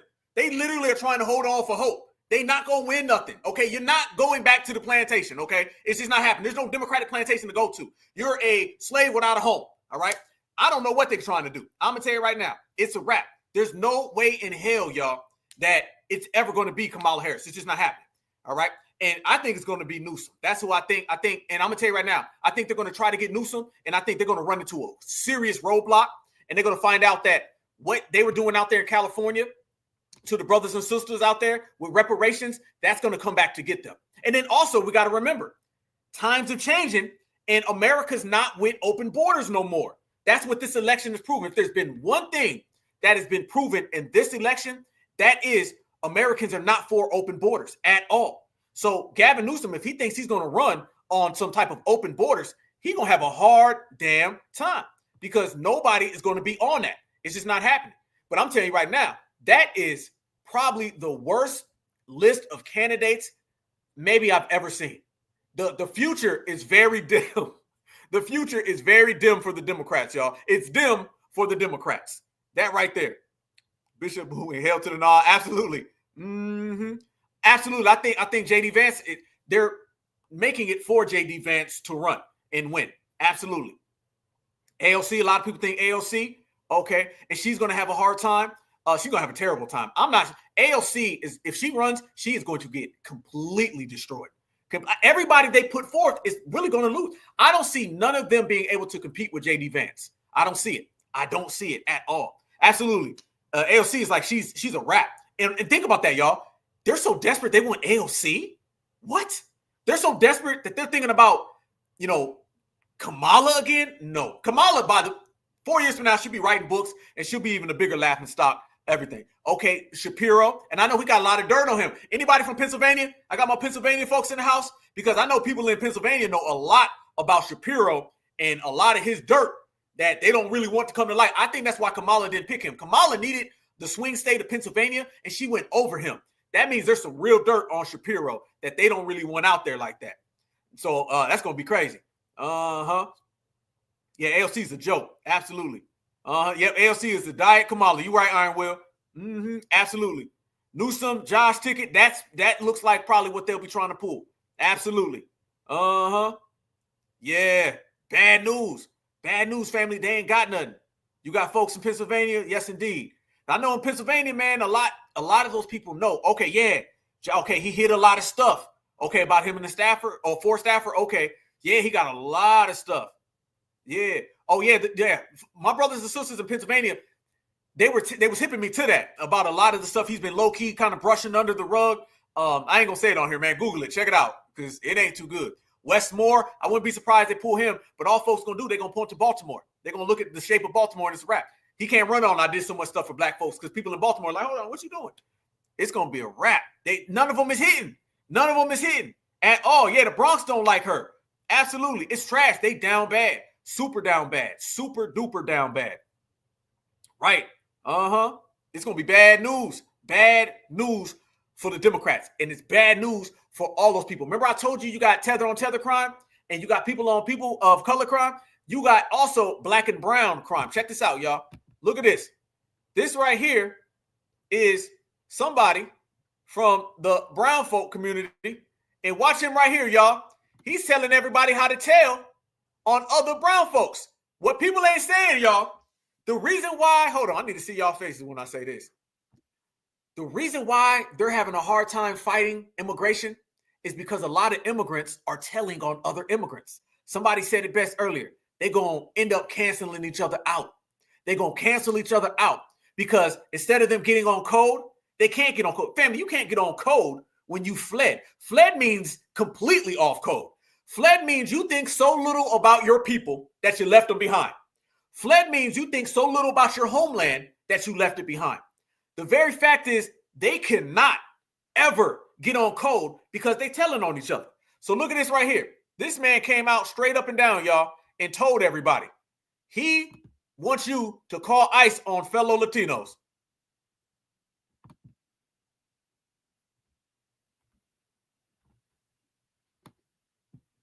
Hold up. God damn it. That black and brown is not paying off. Hold on. Members, whether that be their parents, siblings, aunts, uncles, etc. So if you know of a Latinos for Trump, it is time to embrace the consequences of your actions. I've always been a firm believer of fighting fire with fire. If somebody goes low, I'll go lower. Now, with that being said, I know for a fact that most Latinos for Trump have undocumented family members, whether that be their parents, siblings, aunts, uncles, etc. So if you know of a Latino who voted for Trump, I urge you to call this number and report said family members. It's time that these Latinos for Trump get a taste of their own medicine and a taste of poetic justice. Now, I know what you may be thinking, Angel, this is extreme, and I agree, but extreme problems call for extreme solutions. And unfortunately, many innocent people are going to be affected by this, but you can't be that innocent if you raised a Latino for Trump. And before all of the Latinos for Trump come at me all angry, this is what you wanted. This is what you voted for. You should be happy. Let me see that smile. But there you have it, guys. Once again, there is that number. You know what to do. It's time that these Latinos for Trump learn the hard way. But anyway. This man gave the ICE number. Now, when we do this, family, they get upset. This man straight up said, go ahead. He gave the ICE number for other Latinos. Family, these people are all fighting. There are about 7 civil wars right now, and FBA ain't in none of them. I'm telling you, the only people right now who are shining are foundational Black Americans. Everybody else is having a civil war amongst themselves. The Democratic Shields, the Tethers, the Black and Browns, the people of color, the minorities, all of them are fighting. You seen the African guy say, hey, call ICE on other Africans. You see Latinos saying, hey, call ICE on other Latinos. All we got to do is sit over here and do this. Fam, we already did our work. We already won the election. That's why I say FBA won the election. FBA won this election, family, because we had an agenda. We stuck to it. Democratic plantation, over with. All the people who came over here and they try to cosplay us. They try to put on that mask and that jacket. Now they're all getting deported and going back home. It's a beautiful day to be FBA, and everybody's dealing with the consequences. And it's so good to be FBA and running people out the paint and running folks out of Dodge and getting them completely out of sight. One of the people that I'm telling you right now is going to be done for, gone. This right here, y'all, is going to hurt Gavin Newsom. Did y'all see this picture right here? Make sure, I'm promising you, make sure you guys screenshot this photo. Doesn't that say everything? That is Gavin Newsom walking right by a homeless black person. Look at that, y'all. This is why we say what he pulled when it was all sweet, when they thought that they was going to win the election, what he pulled with the Black Caucus against Black Californians, oh, it's a wrap. And that picture right there, we're going to continue to hold that picture, and black folks in the rest of this country are going to go ahead and unite with the California black folks, and we're going to run him out the paint. They're going to have a difficult time trying to fake JFK us. And remember, y'all, he gives home loans, education, driver's license, everything you can imagine to illegals. But look what he's doing out there to black folks. Walking right by him, y'all. Right by him. That right there is Gavin Newsom. That right there is us running him out the paint. He done for. Y'all make sure y'all hold on to that picture, family, because I'm telling you, they be swiping stuff off the net. There's things, family, that I know for a fact that I had to go to my old phone and pull out because it's not on the internet anymore. Look at that right there, y'all. That's why he's not going to win, because America, including California, went almost all the way damn near red. What you're going to see is that we are going to get on code, and we're going to let the world know it's a wrap. Because if you go there, it was black folks in California who hipped us all to the game about Kamala. That's what I'm saying. We are on code more than ever. It was our brothers and sisters out on the West Coast that knew who Kamala already was before we knew her, right? She came in talking all of that fake stuff when she ran for the primaries and lost. And our brothers and sisters in Cali told us in the South. They told us in the Midwest. They told us on the East Coast. They was like, hey, man, Kamala, she ain't no good. She ain't served the people out here in California. We took that. We further exposed her. She was done. That's going to happen to Gavin Newsom. They're going to tell everybody, hey, y'all see what Gavin did? We're going to get out here, run him out the paint. It's very bleak for the Democrats. Very, very, very bleak for them. It's so bleak for them that there's a particular individual that was running around here talking reckless, okay? I'm talking about talking so reckless about foundational black Americans that getting people out the paint is a good thing. Standing on business is a great thing. When you win, nothing is better than that. And all we do is win. That's what we say, y'all. All we do is win. We don't even know what it's like to lose. Not foundational black Americans. Never, not at all. So as you see the game moving and you see things kind of starting to change and everybody's really calling this stuff out, the main thing that we're going to continue to do, and I know for a fact it's only going to get bigger, stronger, faster, because we get on business. We stay on business. Everything is what it always has been. You're going to see more and more of these people running out of the country, and they're going to be packing their own bags, and they're going to be scared. Check this out right here, y'all. Check this out. This is what we were saying about the military and deportation. Donald Trump says that, and the average American citizen supports it. So you see him running around here. They support it so much, y'all, that people are out here putting out these pictures like this one right here with Donald Trump in the goddamn military gear. Oh, folks is ready for the military. They ready for the military to come, y'all. They ready for the military to get these people out of our way. And these folks know that the clock is ticking. They are saying, hey, listen, it's about that damn time. It's about that time, and you got to go. Why do you got to go? It's because you ain't been serving Americans. You ain't been serving the people. All you've been doing is serving everybody other than American citizens. So now it's the American citizens that are going to serve you, your damn paperwork. And the paperwork is coming. And they're scared. And they're running away so fast because there's not a single protection that's been put in place for these people that is going to stay. Every protection that they ended up getting, we've already showed Donald Trump is getting rid of. They're coming down very, very extreme on all of the migrants. They can't hide behind DACA no more. They can't hide behind birthright citizenship no more.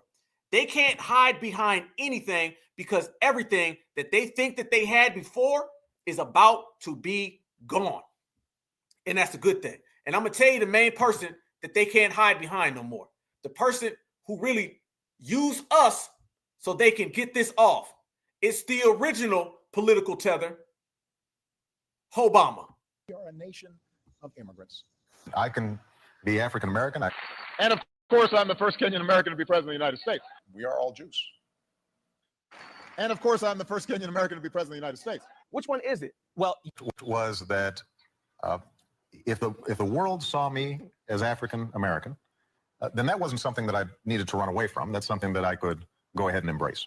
And the interesting thing about the African American experience in this country is that we are sort of a mongrel people. I mean, we're all kind of mixed up.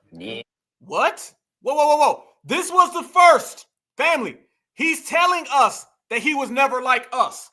He's telling us that foundational Black Americans and him are not the same. Saw me as African American, then that wasn't something that I needed to run away from. That's something that I could go ahead and embrace. And the interesting thing about the African American experience in this country is that we are sort of a mongrel people. I mean, we're all kind of mixed up. I mean, we're all kind of mixed up. I mean, we're all kind of mixed up. We're all kind of mixed up? Who says what? Wait a minute. Y'all see what he was doing? He was laying the groundwork for eventually doing what? Saying we all people of color, we're all African, and we can all just get along. That's what was happening with Mr. Barack Obama right there. The shields and the tethers. That's why we say, family, bye tether. You ain't gonna have to deal with tethers, family. I'm telling you. Delineation and deportation came at the same damn time. It's a wrap. What's the best thing for deportation? Delineation. What's the best thing for deportation? Is sending folks home. What's the best thing for sending folks home? Is us saying peace, adios. That's the best thing about everything going on. So I want y'all to notice, we got rid of all the Tethers family. We done showed all of the Hernandos. We showed all the Mutombos. And it's going all the way up to the Camillas and all the way up to the Barry Obamas. Yep. Look at this right here, y'all. Check this out. Obama came around us and he ended up just like that right there. That's Mr. Barack Obama right there, family. The man came around in this election and we ruined his legacy. His legacy is a wrap. Think about Obama's legacy now and think about Obama's legacy a year ago. This man has no weight in the streets. We have gotten rid of all of the tethers in the Uber, and we gotten rid of all the ones in Washington. There ain't one tether that can come around foundational Black Americans at all. It's done for. Every single tether has been completely pushed out the paint. It's a new wave, y'all. The days of these tethers popping up and saying, you guys don't work harder. His ass going home. And you can work harder back in your homeland, homie. If you worked harder in your homeland, you wouldn't be here. But guess what? We win, you lose, peace out. The days of the folks coming over here saying, migrants built America. No, foundational Black Americans built America. And you can go build a village in your homeland, or you can go build a taco hut in your homeland. But you just can't do it here. Foundational Black Americans win again. The days of people coming over here and telling us we're all in this together. All lives matter, Black and brown. Nope. We are foundational Black Americans. And you can be minority, people of color, or Blacks and browns back in your homeland.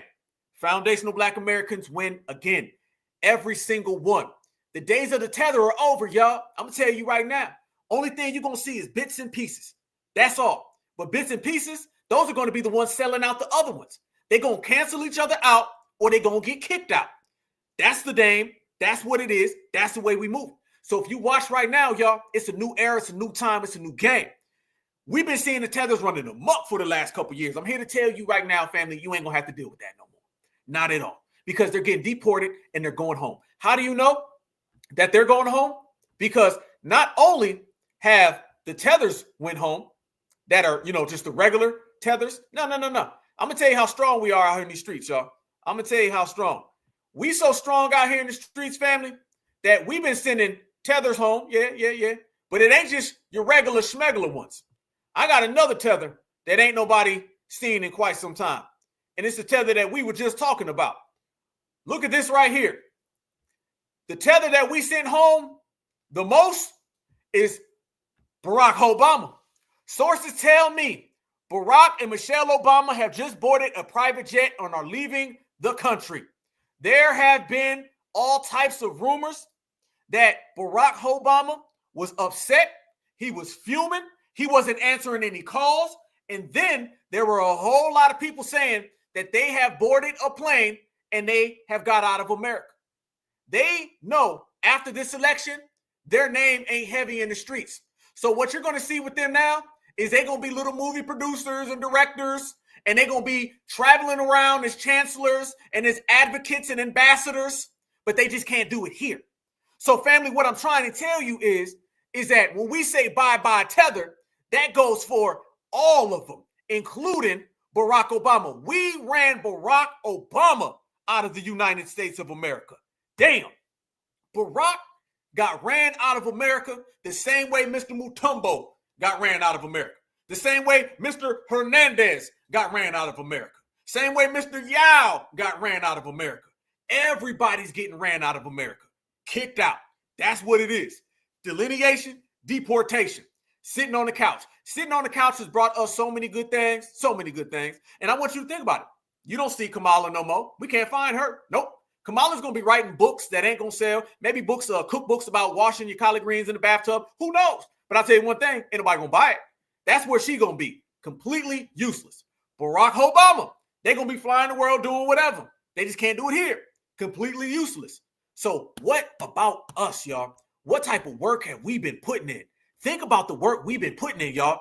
We are literally running all of the main tethers out of business. It's one thing to just get the Uber drivers, family. I'm talking about we getting everybody out of here.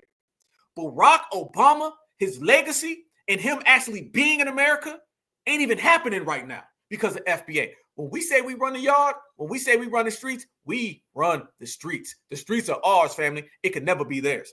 So he's going back home so he could be back amongst his people. You know what I'm saying? And we all know who his people are. We've seen them. They see each other. They know who each other are too. Once again, we have state claim that this has always been foundational Black America, and they're going to have to deal with foundational Black America. You can't get around the people who built the country, dog. The people who built the country will always have the final say, and we have the final say, and they know it, and everybody else knows it. That's why this is a new time and a new era and a new day, and it's all written by foundationals, certified, Black society. We are in the building. So one little message right here to Mr. Barack Obama. Let's let the world know how we really feel about you, Barack, and where'd you go? Yeah, where is Barack Barry Obama? What happened to him? He got ran out of town. Woo! Okay, by the indigenous Black Americans, the real ones. Okay. The Democrats are under a strong delusional spell by the Most High God. If they think they can just put this man in our face and we're just going to turn into robots and do what he wants us to do. This man live in a millions dollar home in Martha's Vineyard, and he going to step onto the plantation. So he thought he just was going to tell us what to do, chastise us, and tell us who to vote for. And we was just going to do it. We sent his ass home packing, okay? He's back on his private jet. Woo! Back to Martha's Vineyard. I just want to know, Barack Barry, Hussein Obama, where is the chef? What happened to the chef? That's what I want to know. Can you tell me what really happened to him? Checkmate, checkmate, checkmate. Pack your bags. You're going home, and foundational Black Americans built this country. Like it or not, that's what it is. Checkmate. All right, y'all. Yes, indeed, family. Barack Obama, gone. Julio, gone. Mutombo, gone. Yao, gone. And anybody else who wants some. Step up, foundational Black Americans, knock them out the park, home run, grand slam. That's what we do every single time. Checkmate. We win all day, and everybody else has to understand that when you come to America, you better wipe your feet at the door, you better wipe your feet on the floor, and you better respect the people who built this country, because just as quick and just as powerful as we built this country, we'll send your ass packing out this country. Don't believe us? Watch ICE, watch deportation. You'll find out. Certified Black Society. It's been a good one, y'all. We had the whole family in here. We showed everybody shook up. Everybody's afraid. Foundational Black Americans running politicians out the country, running Uber drivers out the country. They ain't even grab no deodorant, family. Damn, you know we bad. This shows you the type of time that we've always been on, and this shows you the type of time that we'll stay on. We are stronger than ever right now. You know, in the Black Alpha Network family, I'm the one. I'm the one. And I always say it. Nobody's better than foundational Black Americans. We are exceptional, and all we do is win. We don't even know what it's like to take no L's. We know how to give them out. You don't believe that we give out L's? Go ask all the migrants right now. All the migrants are getting deportated because of us. The Democratic plantation is over because of us. Holland is beeping because of us. Damn right. That's what we done did. That's what we done made it, family. And it's going to stay that way, and it'll never change. Everybody you see out here, family, they got to respect us. You ain't got to like it. You ain't got to love it, but you better respect it because you damn sure cannot check it. So when I told you right there, y'all, closed borders, goodbye tethers, we mean it. Don't believe it? Check it out. When we told them, family, behind door A and door B is deportation, we mean it. Check it out. When we told them that they better go ahead and grab them a speed stick on the way out the door, we told them they better check them out. And then when we told Obama that it's time, that you got to go, we mean it. And if you don't like it, you better go ahead and pack your bags because you can't stop it. Smash that like button on the way out, y'all. Y'all know I love y'all with a passion, y'all. It's been a hell of an episode. Y'all know we're going to be back on Friday, family. We're going to break it down. Make sure y'all like and subscribe to the Black Alpha Network. We in here. Make sure y'all call ICE. What I say? 1-800-ICE, because I see you. And foundational Black Americans, all we do is win. Y'all stay good. Y'all stay safe. Y'all stay vigilant. Enjoy your week, man. I appreciate the love, y'all. I appreciate everybody who taps in. We building. We getting stronger, y'all. We getting closer to 20K. And I appreciate everybody who's been with me, y'all. We're going to continue to come every single Tuesday, every single Friday, y'all. We're just going to keep building. We got a lot of good things at work. We're going to be out here in the streets doing real certified activists. I got some good people going to come on to the show, y'all. And I'm just going to continue to do my best for everybody because y'all my brothers and sisters, and the energy you guys give me, I'll never forget because I love you with a passion, y'all. So stay tuned to the Black Alpha Network, the best. And we're going to continue to win, family, because that's in our nature. That's in our DNA, man. So I appreciate the love. Y'all stay good, though, fam. I will tap in with you guys here in a few days. Always remember when you're rocking with the Black Alpha Network that black is beautiful and beautiful is always black. They got to go. Checkmate. Everybody knows that all the people don't have liberties. All the people don't have freedom. All the people don't have justice.